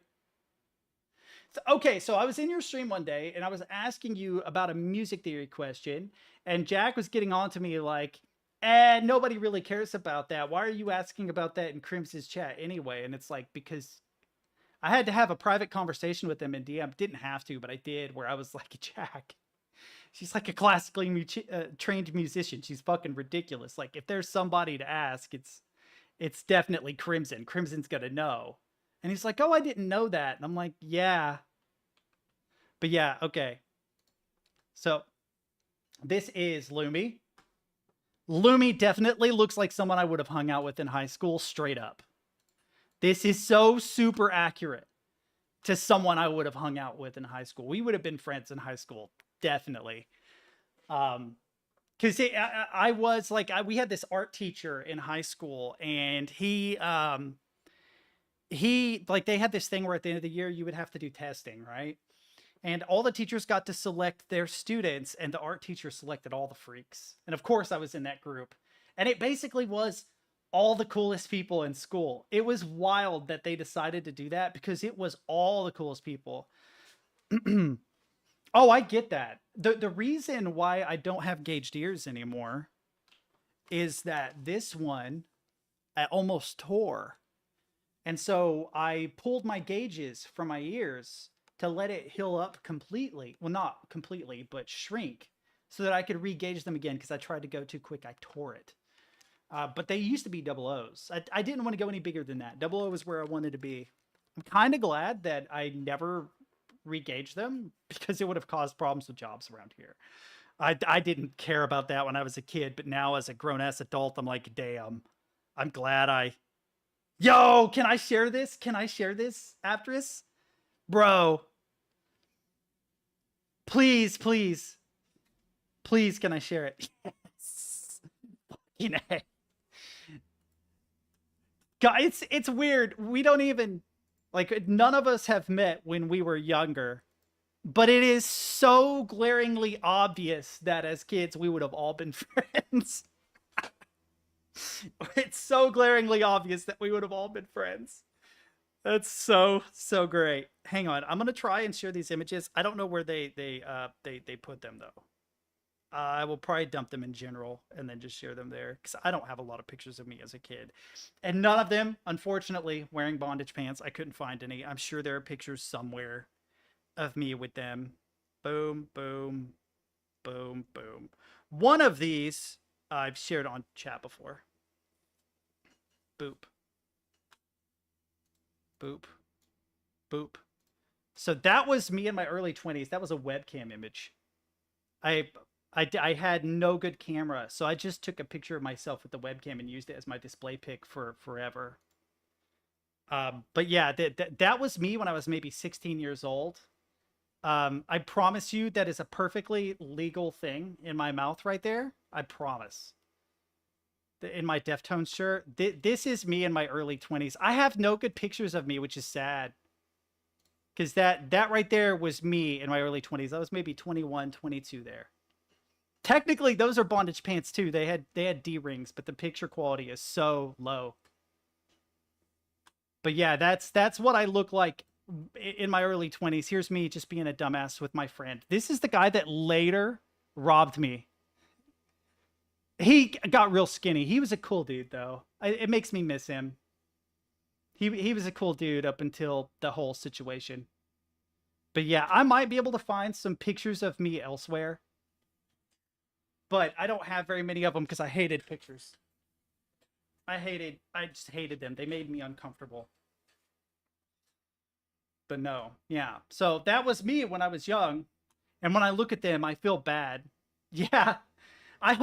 This guy was the drummer for a local band. This guy was the lead vocalist. This guy was the bassist. This guy was the coolest guy in this entire crowd, period. Seth Rowe, if you're out there, you're a fucking boss. Not a player, though. He didn't play. That might be my Crown Victoria. No, okay. I thought that might have been my Crown Victoria in the background back when I had that. That's the drummer when he was still fat. This was just some friend we hung out with, and that was my neighbor. He was obsessed with Kiss. He also liked the Doors, though. He gave me a Crystal Ship shirt that I fucking loved. The Crystal Ship, we're being... Wait, yeah, when were you born, Stimkey? I could tell you. This browser is no longer supported. Wait, what? Who said, did I say Kiss? Kiss. Kiss. Kiss band. Holy shit. Kiss. He was obsessed with Kiss, and I hated Kiss. I hated Kiss because I thought they were a big sellout. Like, we used to get into arguments about, like, old school power metal and stuff, and I'm like, dude, I'm sorry, but Kiss was just in it for money. They did not give a shit about the music at all. And we'd have these long, like, conversations about how, no, Kiss is secretly the best band ever, and he'd make me watch, like, Kiss movies and read Kiss comics and shit, and I just never converted. And he was super, like, anti-political for the longest time, and then he hit, like, 21. He tried to marry a woman that was, like, in her 40s when he was in his early 20s, and he became a staunch libertarian. It was real funny. Yeah, I mean, I guess, but man, Gene Simmons, though, like, Gene Simmons is... He's not the guy whose tongue would... He's not that attractive of a guy. Right? Like, congratulations, you have a long tongue. But as soon as you take the makeup off, you look like...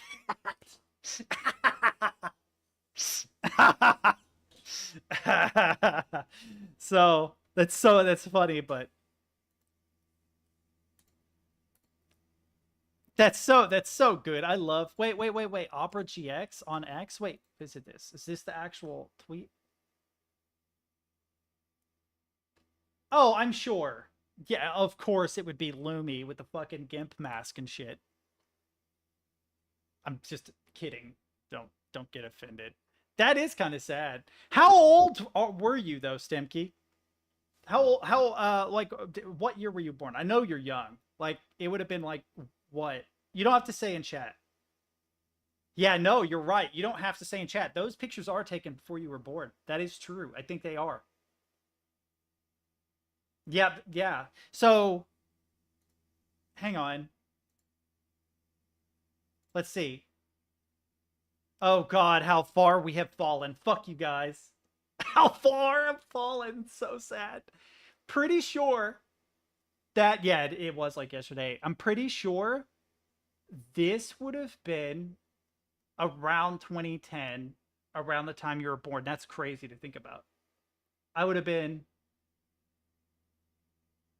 yeah, between 20 and 22. Sure enough, yeah. Yep. This was a little bit later. My hair had grown out. This was me at like 24, 25. So this would have been like 2014, 2013 maybe. This would have been like 2012, I think. And this would have been like 2006. Dude, I was a wild 16-year-old. I was wild. I did crazy I did shit I definitely regret. I was a bad influence. I was also like a sweet person. I was nice. But all right, Crims, have a good night. But I definitely did I was a shady character. I was absolutely the type of guy that parents did not want around their girl at all.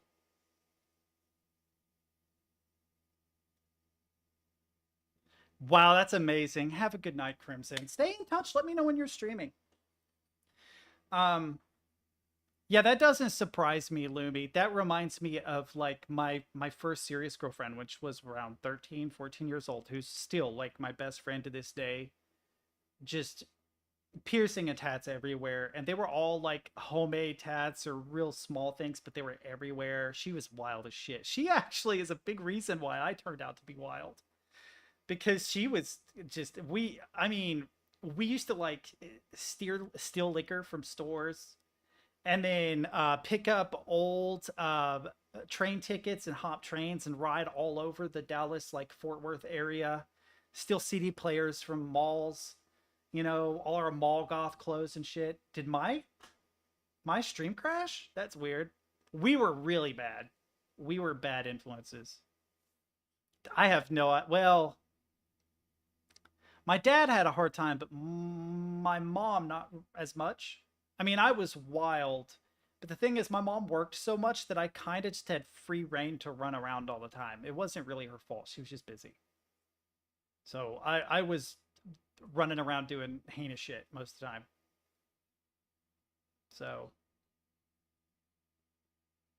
again, like nothing against people. I just was a bad influence. I'm trying to be vague. I definitely was wild, though. I was wild as hell. I think a lot of teenagers are. Not all, but a lot. I'm scrolling through Twitter now, and there's a cat smoking a cigar. It's the music! The music! Holy shit, the music sells it. The music sells it. Wait. Do you know this song? I know exactly where this song is from. Can anybody guess where the song's from? I'll give you a hint. Vampires. Yes, Blade! Yes, it's the vampire blood sprinkler scene.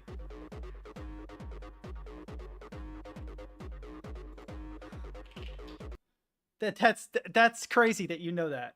But yes, blood sprinkler scene, Blade. I'm pretty sure it's this scene.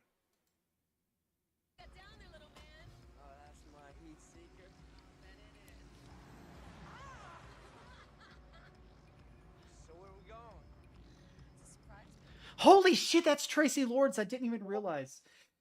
let's not go down that rabbit hole. We don't need to discuss Tracy Lords and where she came from. I totally forgot Tracy Lords was in this movie.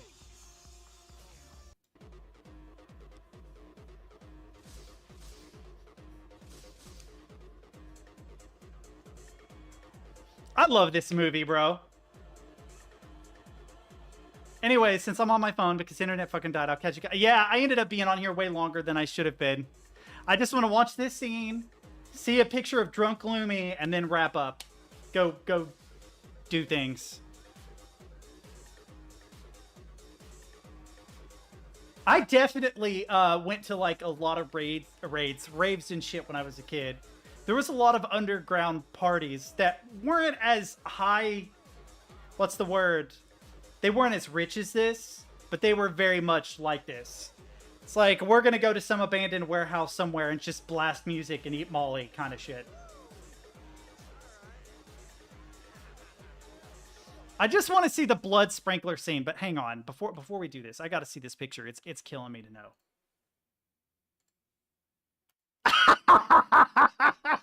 Fucking love it. I love it so much. Oh my god, in the early 2000s, they were amazing. I feel like kids nowadays don't realize how great raves were. Like, I get that it's like kind of associated with the drug scene, but dude, even if you didn't like, even if you weren't a part of that scene, they were so much fun. They were so much fun, so ridiculously fun. Especially if it was like an underground thing. I don't even want to know how your pants caught fire, but that right there needs to be a poster or something. This is like the kind of thing I'd put as my wallpaper.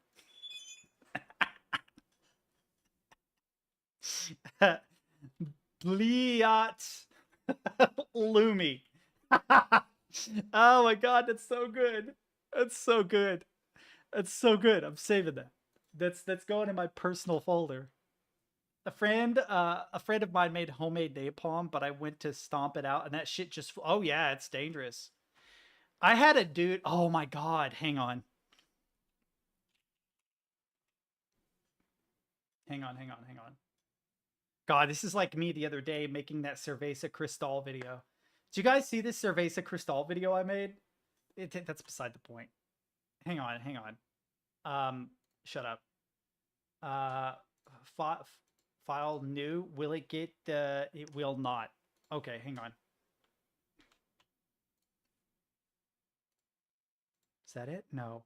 Bliat. There it is. Can I open this in Photoshop, please? Open with Photoshop. Let's go. Let's go. Let's go. Let's go. Okay. We need this to be kind of square if it's going to be like an album cover. We're album covering this. That's what we're doing. Okay, Shift Control I, image, crop. This looks almost perfectly square already. I might need to cut the top off. If I crop this, image, crop, image size. Ooh, 450 by 450. We gotta double this. Let's not stretch it too much. Control A 900. Boom. Okay, we got the double size. I need to center, but I don't remember how to do it. Is it 0? View. Control 1. Oh, it's Control 0. Haha, there we go. All right. Image adjustments. We need to desaturate, right? I would like to get like some film grain or something on it, but honestly, I feel like this is enough as is. We can, however, image adjustments. Hang on. Is it levels? Levels. You can see how much black and stuff there is. We can pull some of these in and wiggle some stuff around. Yes, let's go. Okay, all right. Okay. Now we have to find explicit or parental advisory. Image. Yo, let's go. We found one. Right click. Can we just copy this image? Alt-Tab, Control-V. Let's go. Control-T.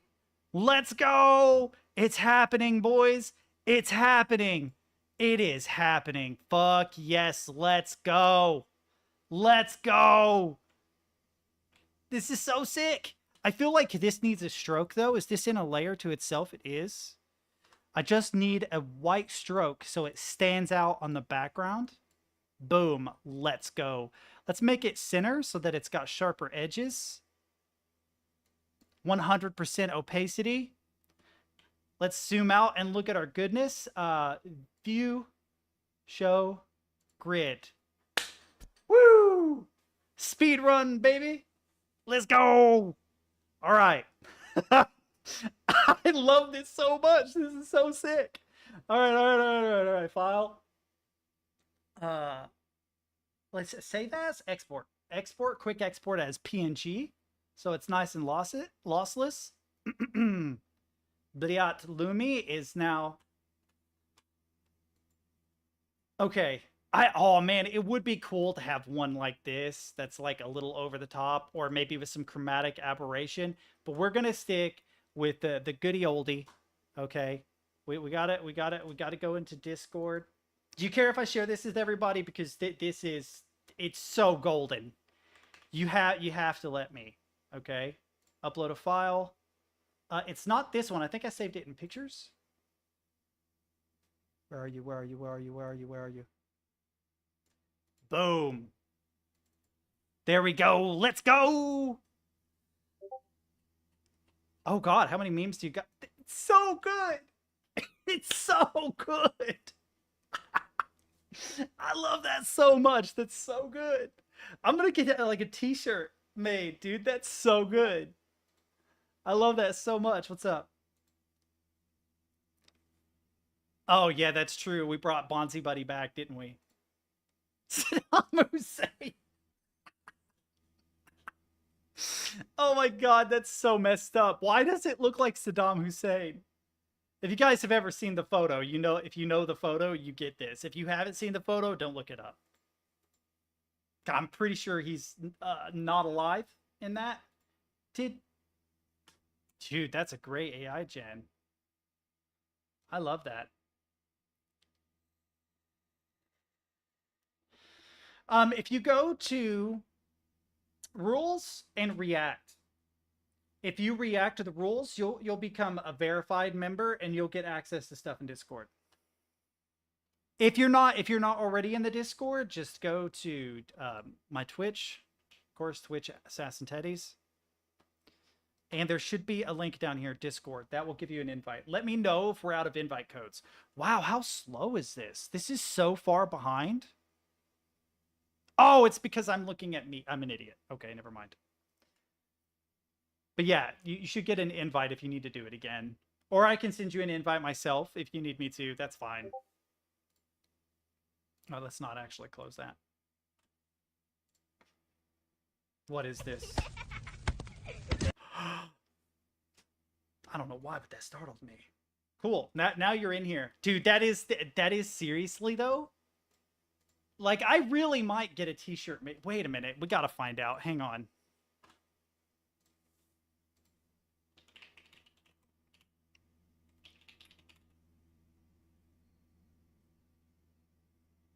Not now. We need to find a short one. Which is the best website to print your own t-shirts? Bro, it goes super hard, Lumi. I don't think you realize how hard that picture goes. Rush order tees. Oh, I don't need the intellectual property. Well, unless Lumi says no, then I guess so. Also, this person used the wrong witch, but we'll not judge them for that. Printful. Get started. Hang on. We'll go with my Google. No, you don't need... Okay, fine. Third-party cookies, but only for right now.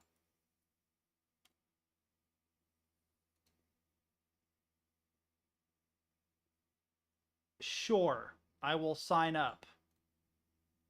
I just want to see if we can do it. Order for myself. Just exploring. Other. This is... Yeah, I don't think you realize how last minute... No, I didn't. Hang on. Okay, I need a oversized faded t-shirt. Hang on. Okay. Got to figure out how to add color to this. Start designing. Doesn't mean I'm going to buy it right now. Can you drop your design there? There's no way. Hang on. Hang on, hang on, hang on, hang on, hang on. I'm working right now. I'm cooking. I'm cooking. Give me a second. Oh, there it is. There it is. There it is. Boom. Oh my god, this is so sick. Okay, I need to change the color though. How can I change the color? Outside label, inside label, right sleeve, position, crop, pattern, transform, remove background. I mean, I feel like a little bit lower, like right there. Don't show this again. I need to change the color though. How do I change the color? Product. There we go. Oh, faded black. Faded black would be so perfect. Look at that though. That's so sick. That's fucking sick. Yeah, you can't. Do you like flat brim or classic dad hat? Classic dad hat. Oh, I love what it does to the colors and stuff. Oh my god. If I can get a ski mask with you and a ski mask on it, that would be I saw the tote bag too. Give it a second. Let's see what we got here. You tricked me, you son of a bitch. You finally got me with that. I usually don't get got with that. Animals and pets. What do we got in here? I like animals. Animals are good.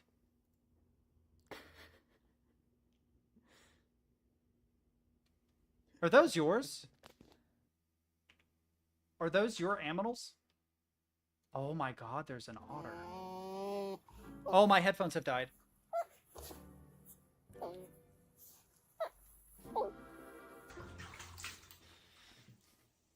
I love that you get an otter and a bathtub and you're good to go. There's an otter in the sleeve. Oh no. That's so good. Okay. Back to Bliat. Hang on. Doing vector magic. Preparing design maker. Am I going to have to reload this page? I'm going to have to reload this page, aren't I? Because it's infinitely looping. Start design again. Let's go back. I've had to use the restroom for a while, by the way. This. Layers. I have to drop the design again. Hang on. Let's hope nobody steals it. I do feel like the faded black with that looks so good. I would actually wear that.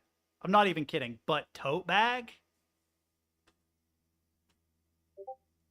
Oh, how big can you make it? Oh, okay. There is a limit. So it would have to be like that big. That's still not bad. You can get you tiled onto a glass. So good. Wait. What does this look like on the product? Can we see the product, please? Wait. Oh my god. Lumi, you can be put on pants. You can be put on pants. I can get Lumi pants. Fine, scale down. Go away. Dude, there's no way. There's no way. What is the product? Oh, there's not a whole lot of options for different types of pants, though. But did you see the lady? Did you see the lady? If I go back, will it show the lady? It's going to redo the page. I might have to do this crap again. Hang on. Yeah, I don't know how to show the preview, chat. If I knew how to show the preview, I would... Okay, God, we have to do this all over and over and over again. But, all right, once we do this, right, it gives us recommended. Add and edit. Please show us a preview. Upload your design on the back side. We're going to put the same design on the back.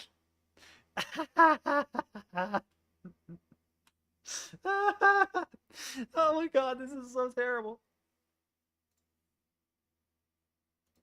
What is this? Are you just searching through memes right now?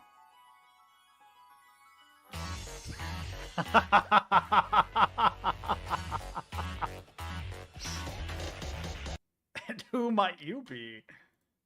Oh, come on, don't freeze up. I need to see Bliat Lumi on a pair of pants. Come on. All right. Let's look at products. Let's go products. Let's do it this way. Can we find pants? Flare leggings? There's no way we can put you on swimwear. That would be hilarious.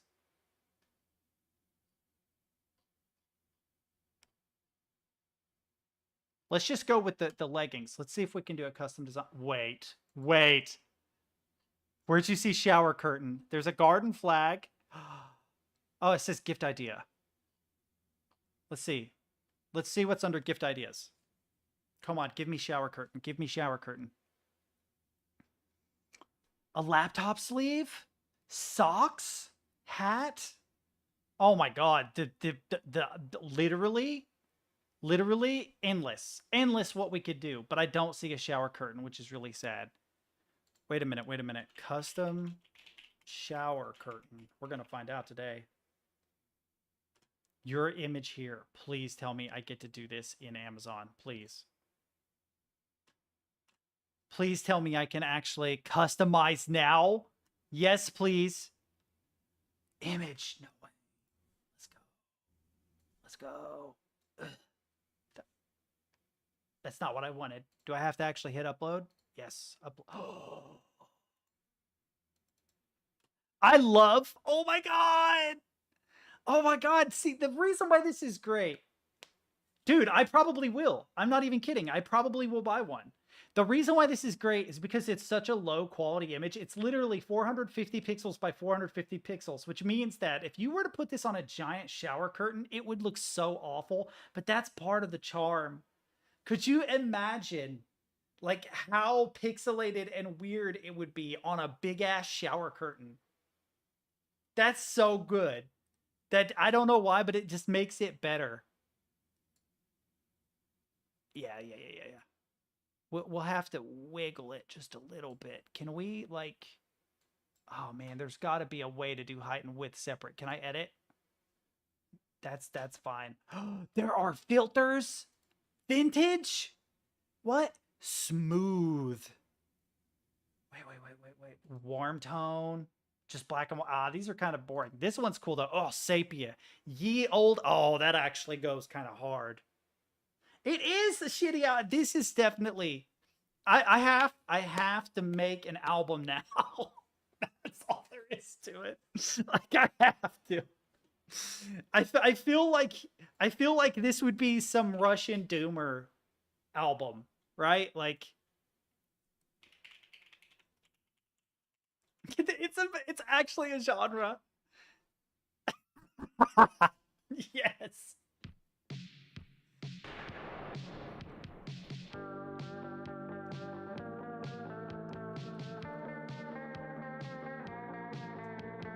So good.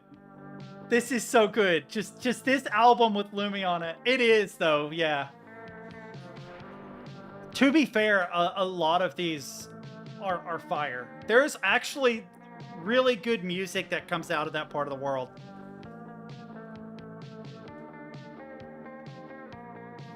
All right, listen. It does, I know. Bro, I'm not kidding. That photo does go super hard. It goes super hard. Maybe cooperate with Distant Crown That, the creator of Worst Beats Ever Made. Oh, I don't want to be that guy. I want Lumi to have good doomer music, not purposefully bad doomer music, where someone decided to map cat meows to a drum kit. Although it would be funny. That would be really committing to the bit, though.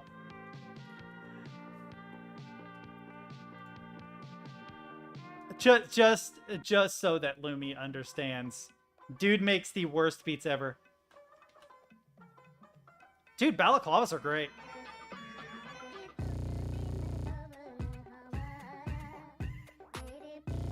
They're always so bad. But at the same time, like, randomly good. LeBron James looking motherfucker. Just kidding. He does kind of, though, in that picture. If you told me that was a scrunched up LeBron James just jamming in his, like, Lexus, I'd believe it. Right? Oh my god, it's the fucking Crash Bandicoot theme song.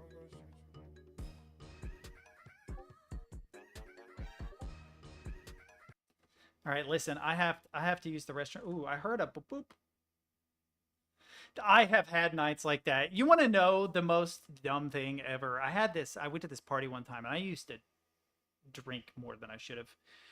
And people are, I love people that brag. They're like, oh, I could really hold my liquor, which I can't really anymore because I don't drink anymore. But when I was a drinker, I could drink everyone under the table. And I mean that honestly. Like, me and my roommate used to split a half gallon on a Friday night. That's what we did. We would finish a half gallon that night. And that's how we got drunk. Like, we drank a lot. Arguably like alcoholics, right?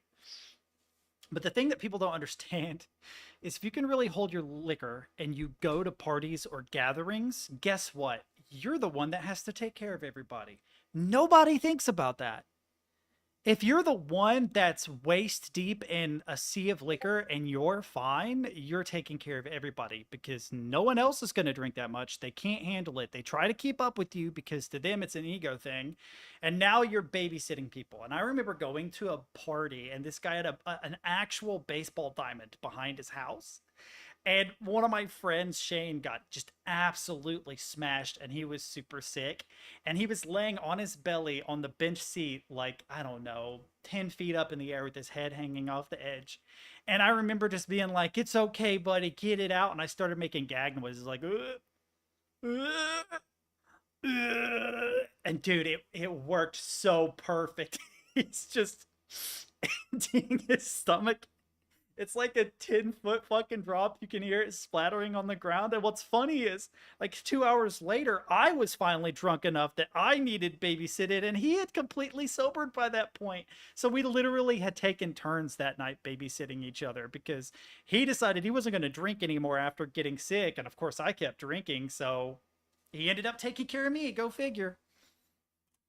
19, him and his friends couldn't keep up, but I'm also half Polish, so alcohol and me are good friends. Right, I have a lot of Irish in my blood, but I don't think that, well, I mean, I do think it, there's this term, I don't know if it's a real term, but they call it an Irish drunk, and Irish drunks have this habit of getting really energetic when they drink, to the point that they have a hard time with, like, sleep. It's very, if I drink at all, I am up until it is completely out of my system. I cannot sleep, even if I don't drink enough to get a buzz. Which is part of the reason why I don't really drink anymore, because when most people can like come home and drink a beer before they go to bed, I'm up all night if I do that. Even if I don't feel anything, it's weird. But I don't drink anymore. Not really. I mean, occasionally I'll have like a beer or something, but I don't usually. I've been sick a couple times. I got sick on Jack Daniels one time. I got sick on Everclear one time. But, you know, I was just a dumbass teenager that drank way more than I could handle a lot of the time. But by the time I got in my 20s, I was drinking way too much. I could handle way more than most people, and that wasn't really healthy. It's not really a thing to brag about. I wouldn't go so far as to say I was an alcoholic, but I would binge drink occasionally, which is not healthy at all. What is this? Scream of Death. Sounds like a Norwegian, like not a Norwegian, but a Swedish death metal song title. Hello.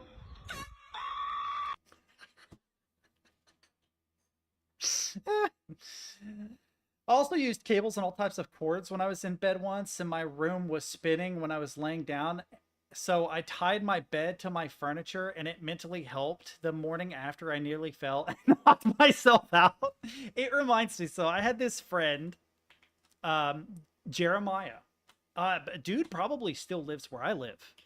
And when I was a kid, my brother was not quite, like, he went through like a rock phase, but not like I did. But he had this friend who was a LaVeyan Satanist, and his girlfriend, who, rest her soul, has passed away. She died in a car accident. Very sad. Awesome, gorgeous woman. I do genuinely miss her because, like, immediately bonded with this person. She was giving me like these really cool pens and pencils because she knew I like to draw and shit. I was maybe 14 or something, but I remember being like 14 or 15 years old. And Jeremiah had a kiddie pool in his living room that he had filled up with water, and he had a whole bunch of cheap box wine and a bunch of magic mushrooms.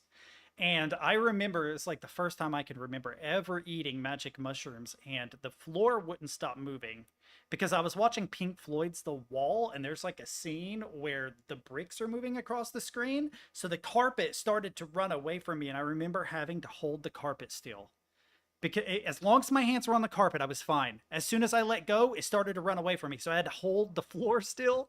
I will never forget that. I will never forget that in my life.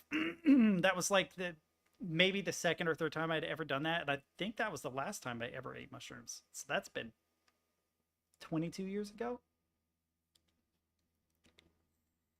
Yeah, it's weird because obviously the floor wasn't moving, but holding it still helped me. And obviously your bed wasn't spinning, but tying it to the furniture helped you. It depends on the person, Stead. Oftentimes, the point at which drinking becomes enjoyable is already after the point that it causes a hangover. But generally, when you're young, hangovers aren't really a thing. I didn't get them when I was young. It wasn't until I started pushing 30 that I started getting hangovers. And on a lot less alcohol than I drank when I was a kid. I'm a good kid now, though. I'm a good guy now. I don't do anything. I'm boring as shit. I do kind of miss it, though. Not the drinking necessarily, just actually having fun and living life. It's not a thing I've done in a long time. Yeah, I hit about 30, and I'm like, man, I feel like... I used to be able to, like, drink, get up in the morning, drink plenty of water, take a shower, a couple Tylenol, and go to work. I was fine. It would last, it would be like a haze in the morning that would just wear off. And by the time I was at work for an hour, it wasn't a big deal. Now I can't. If I were to drink the day before work, it would be over. I could never do that. I would never do that. That would be miserable, especially with my current job. There's no way.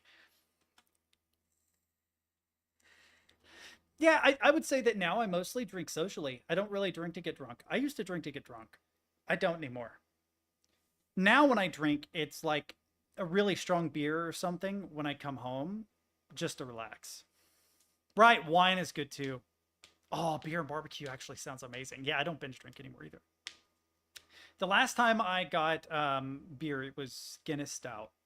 Pretty sure it was Guinness Stout. It was actually canned Guinness Stout that had a little like wooden ball in the can. I'd never seen that before, which is why I got it. Very, very good though. A very good kind of sweet dark beer. It was nice to come home and just drink one before, you know, chilling for the afternoon. How to fall downstairs. Wait a minute. This is so dumb. I didn't get it at first. I love that someone's got a list for how to fall downstairs. Step 1, step 2, step 5, step 11, step 19. You know, in the United States, do you guys know how many steps there are in a traditional staircase in the US?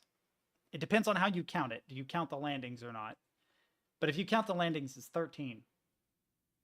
Don't know why. 12. Yeah, 12 if you don't count the landing. Stid, those are famous last words, dude. Famous last words. You're going to be like 40. You're going to drink a beer and get a headache and be like, what is this? That was a really good guess. Without the landings, it's 12. Yeah. Hello. This video. I think that's why Alcoholics Anonymous has it's the 12-step program, right? And then A Perfect Circle has the album 13th Step. I think that they're all references to each other. This video will show you how to drive in Germany. This is for make educational purposes and not to go and make funny laughing. If you want humor, go somewhere else. I am standing in front of the Autobahn and I am now ready to show you how to drive in Germany. Let us begin. A lot of people think Germany only has the How long is it? It's 3 minutes and 39 seconds long. But of course, this is not correct. Germany has a lot of roads, like Hauptstraße, Landstraße, Bundesstraße, and more. What does Straße mean? What does Straße mean? The Autobahn is only known because you can drive as fast as you want on there. Is it like straight? The something straight, the something straight, the something straight, the something way, the something way, the something way, sort of like how we have freeways and highways and parkways in the US? But of course, always... Road, it just means road, okay. This is... literally road. I will show you now. Before you start anything, always wear your seatbelt. Next, start the car. Easy. Then you will switch on your lights. This has been proven to lower the accident rate by a substantial amount, even during the day, using science and mathematics. I would like to direct your attention to the blinker. If you push it up, the right blinker goes on. If you push it down... Wait. Do you guys have left-hand side drive cars in Germany? What side of the road did you drive on? That just occurred to me. That looks like an American vehicle. There's like 3 places in the world that they drive on the right side. Good on you, Germany. You're just like the States. I didn't know that. Because most cars also in Europe are right-hand side drives, right? Right. Yeah, hang on. No, I thought I was in browser. Right? Right, correct. Right hand side driving versus left. They're seated on the what I mean is they're seated on the left, but they drive on the right side of the road, is what I was asking. Right? So in US, you're seated on the left, but you drive on the right. But in a lot of places in Europe, you're seated on the right and drive on the left. So left side driving is considered safer because your natural tendency is to look left for oncoming traffic before crossing a street. Right side driving is considered more efficient because you can overtake other cars more easily on the right side. Interesting. Yeah, because UK is opposite. UK is you're in a right-hand side drive car driving on the left side of the road. That's the exact opposite. What gets me is manual transmissions. I could not imagine, right, shifting gears with my left hand. I would have to practice that. I would legitimately have to, like, in a parking lot, practice it. I don't know that my left hand has the knowledge for that. I know that sounds weird, but when it comes to cars, I'm more left-handed than right-handed. I do all my steering with my left hand. And my right hand is actually weaker. So it would be weird because I'd have this habit of wanting to steer with my left hand, but I need it for the gear shift. Dude, but an R-Type Honda Civic with 350 horses would be cool. But I'm getting bombarded with message. Who's messaging me? Oh, it's Stid. Let's see if it's a private message. Hey, fucker. Yo. Oh, that's right. He went to the cyber thing. That's sick. Yeah, I have a habit of getting in accidents. That is true. They don't give a shit. Well, it depends. It's interesting because when you get a car that is a certain rarity or higher, even if it's fast, they don't get abused as much. Does that make sense? Like those little sporty R-Type Honda Civics are actually kind of rare. The 350 horsepower ones, because they're like a 2-cylinder car, 350 horses, super rare, right? So you don't see very many of them on the road. It's common cars with a lot of horses that get abused. In the US, three cars to avoid. The 3 cars to avoid in the United States, if you see them on the road, number 1, Mustangs. I'm sorry if you're a Mustang driver. You guys are batshit crazy. Especially when you get the fucking, the V8 ones. You guys drive like dumbasses. You think you're race car drivers. Fucking stop it, okay? Because they're fairly cheap, but they're also fairly fast, right? Corvettes. Modern Corvettes are basically little race cars, and some guys are very careful in them, but like 1 out of 5 drives like an absolute fucking lunatic, and they can absolutely overtake you. They drive way too fast, right? And then the third is Subarus, randomly. You get like a Subaru WRX.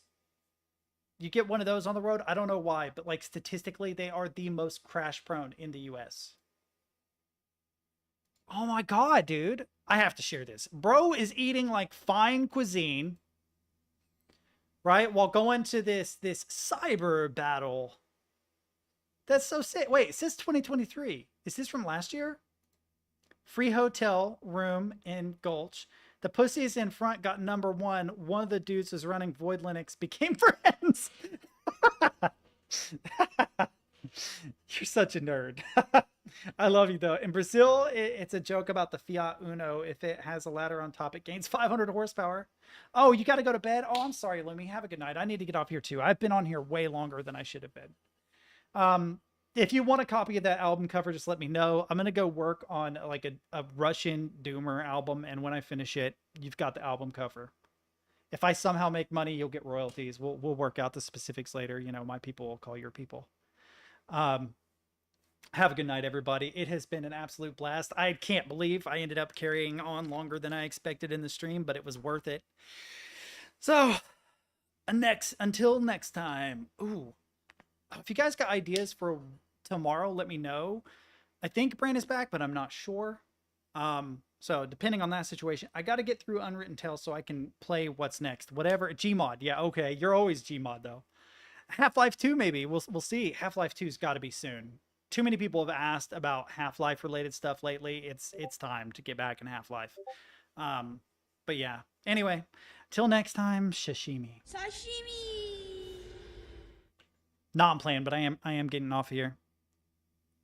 Is it Gary's? Wait, there's no way. Got me Googling shit.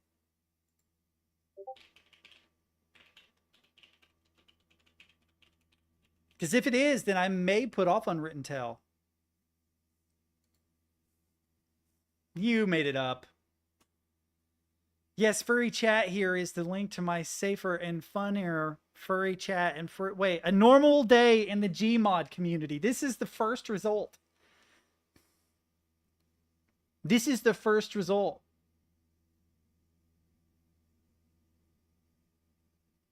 Listen, if you're a furry, I don't care. It's just not my thing. I looked up Gary's Mod Community Day. Oh, sorry, it was the second. It was the second, and the first result is a picture of a furry.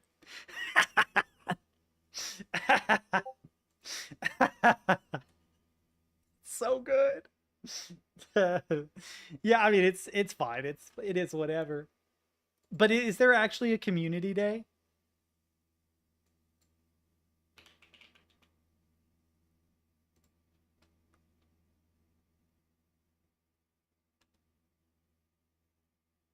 Look in Discord, okay.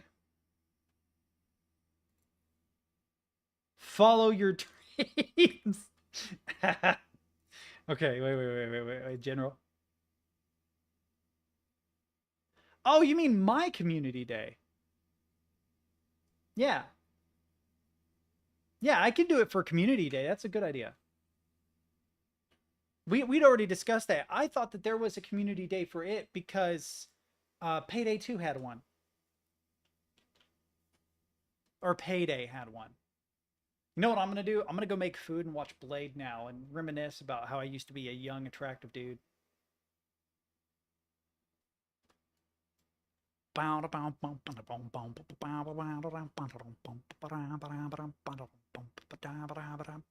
Anyway, I'm out of here, boys.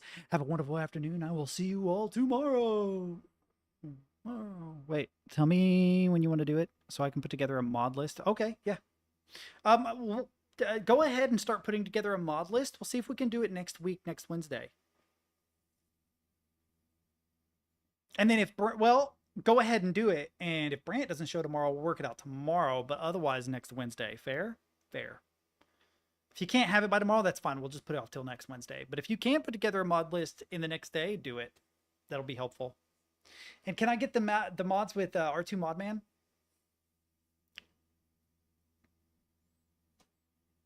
Or how does that work? It's not that kind of mod. What am I talking about? We'll figure it out tomorrow. We'll figure it out. You can do it in like 5 minutes? Beautiful. Okay, not a problem then. But no, really, I have had to use the restroom for like an hour, so I'm walking away, chat. I'm walking away. No, hang on. Can I set this screen transition to fade?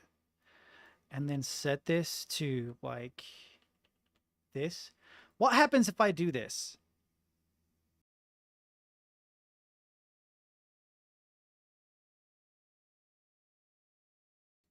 Bye, everybody. Have a wonderful night.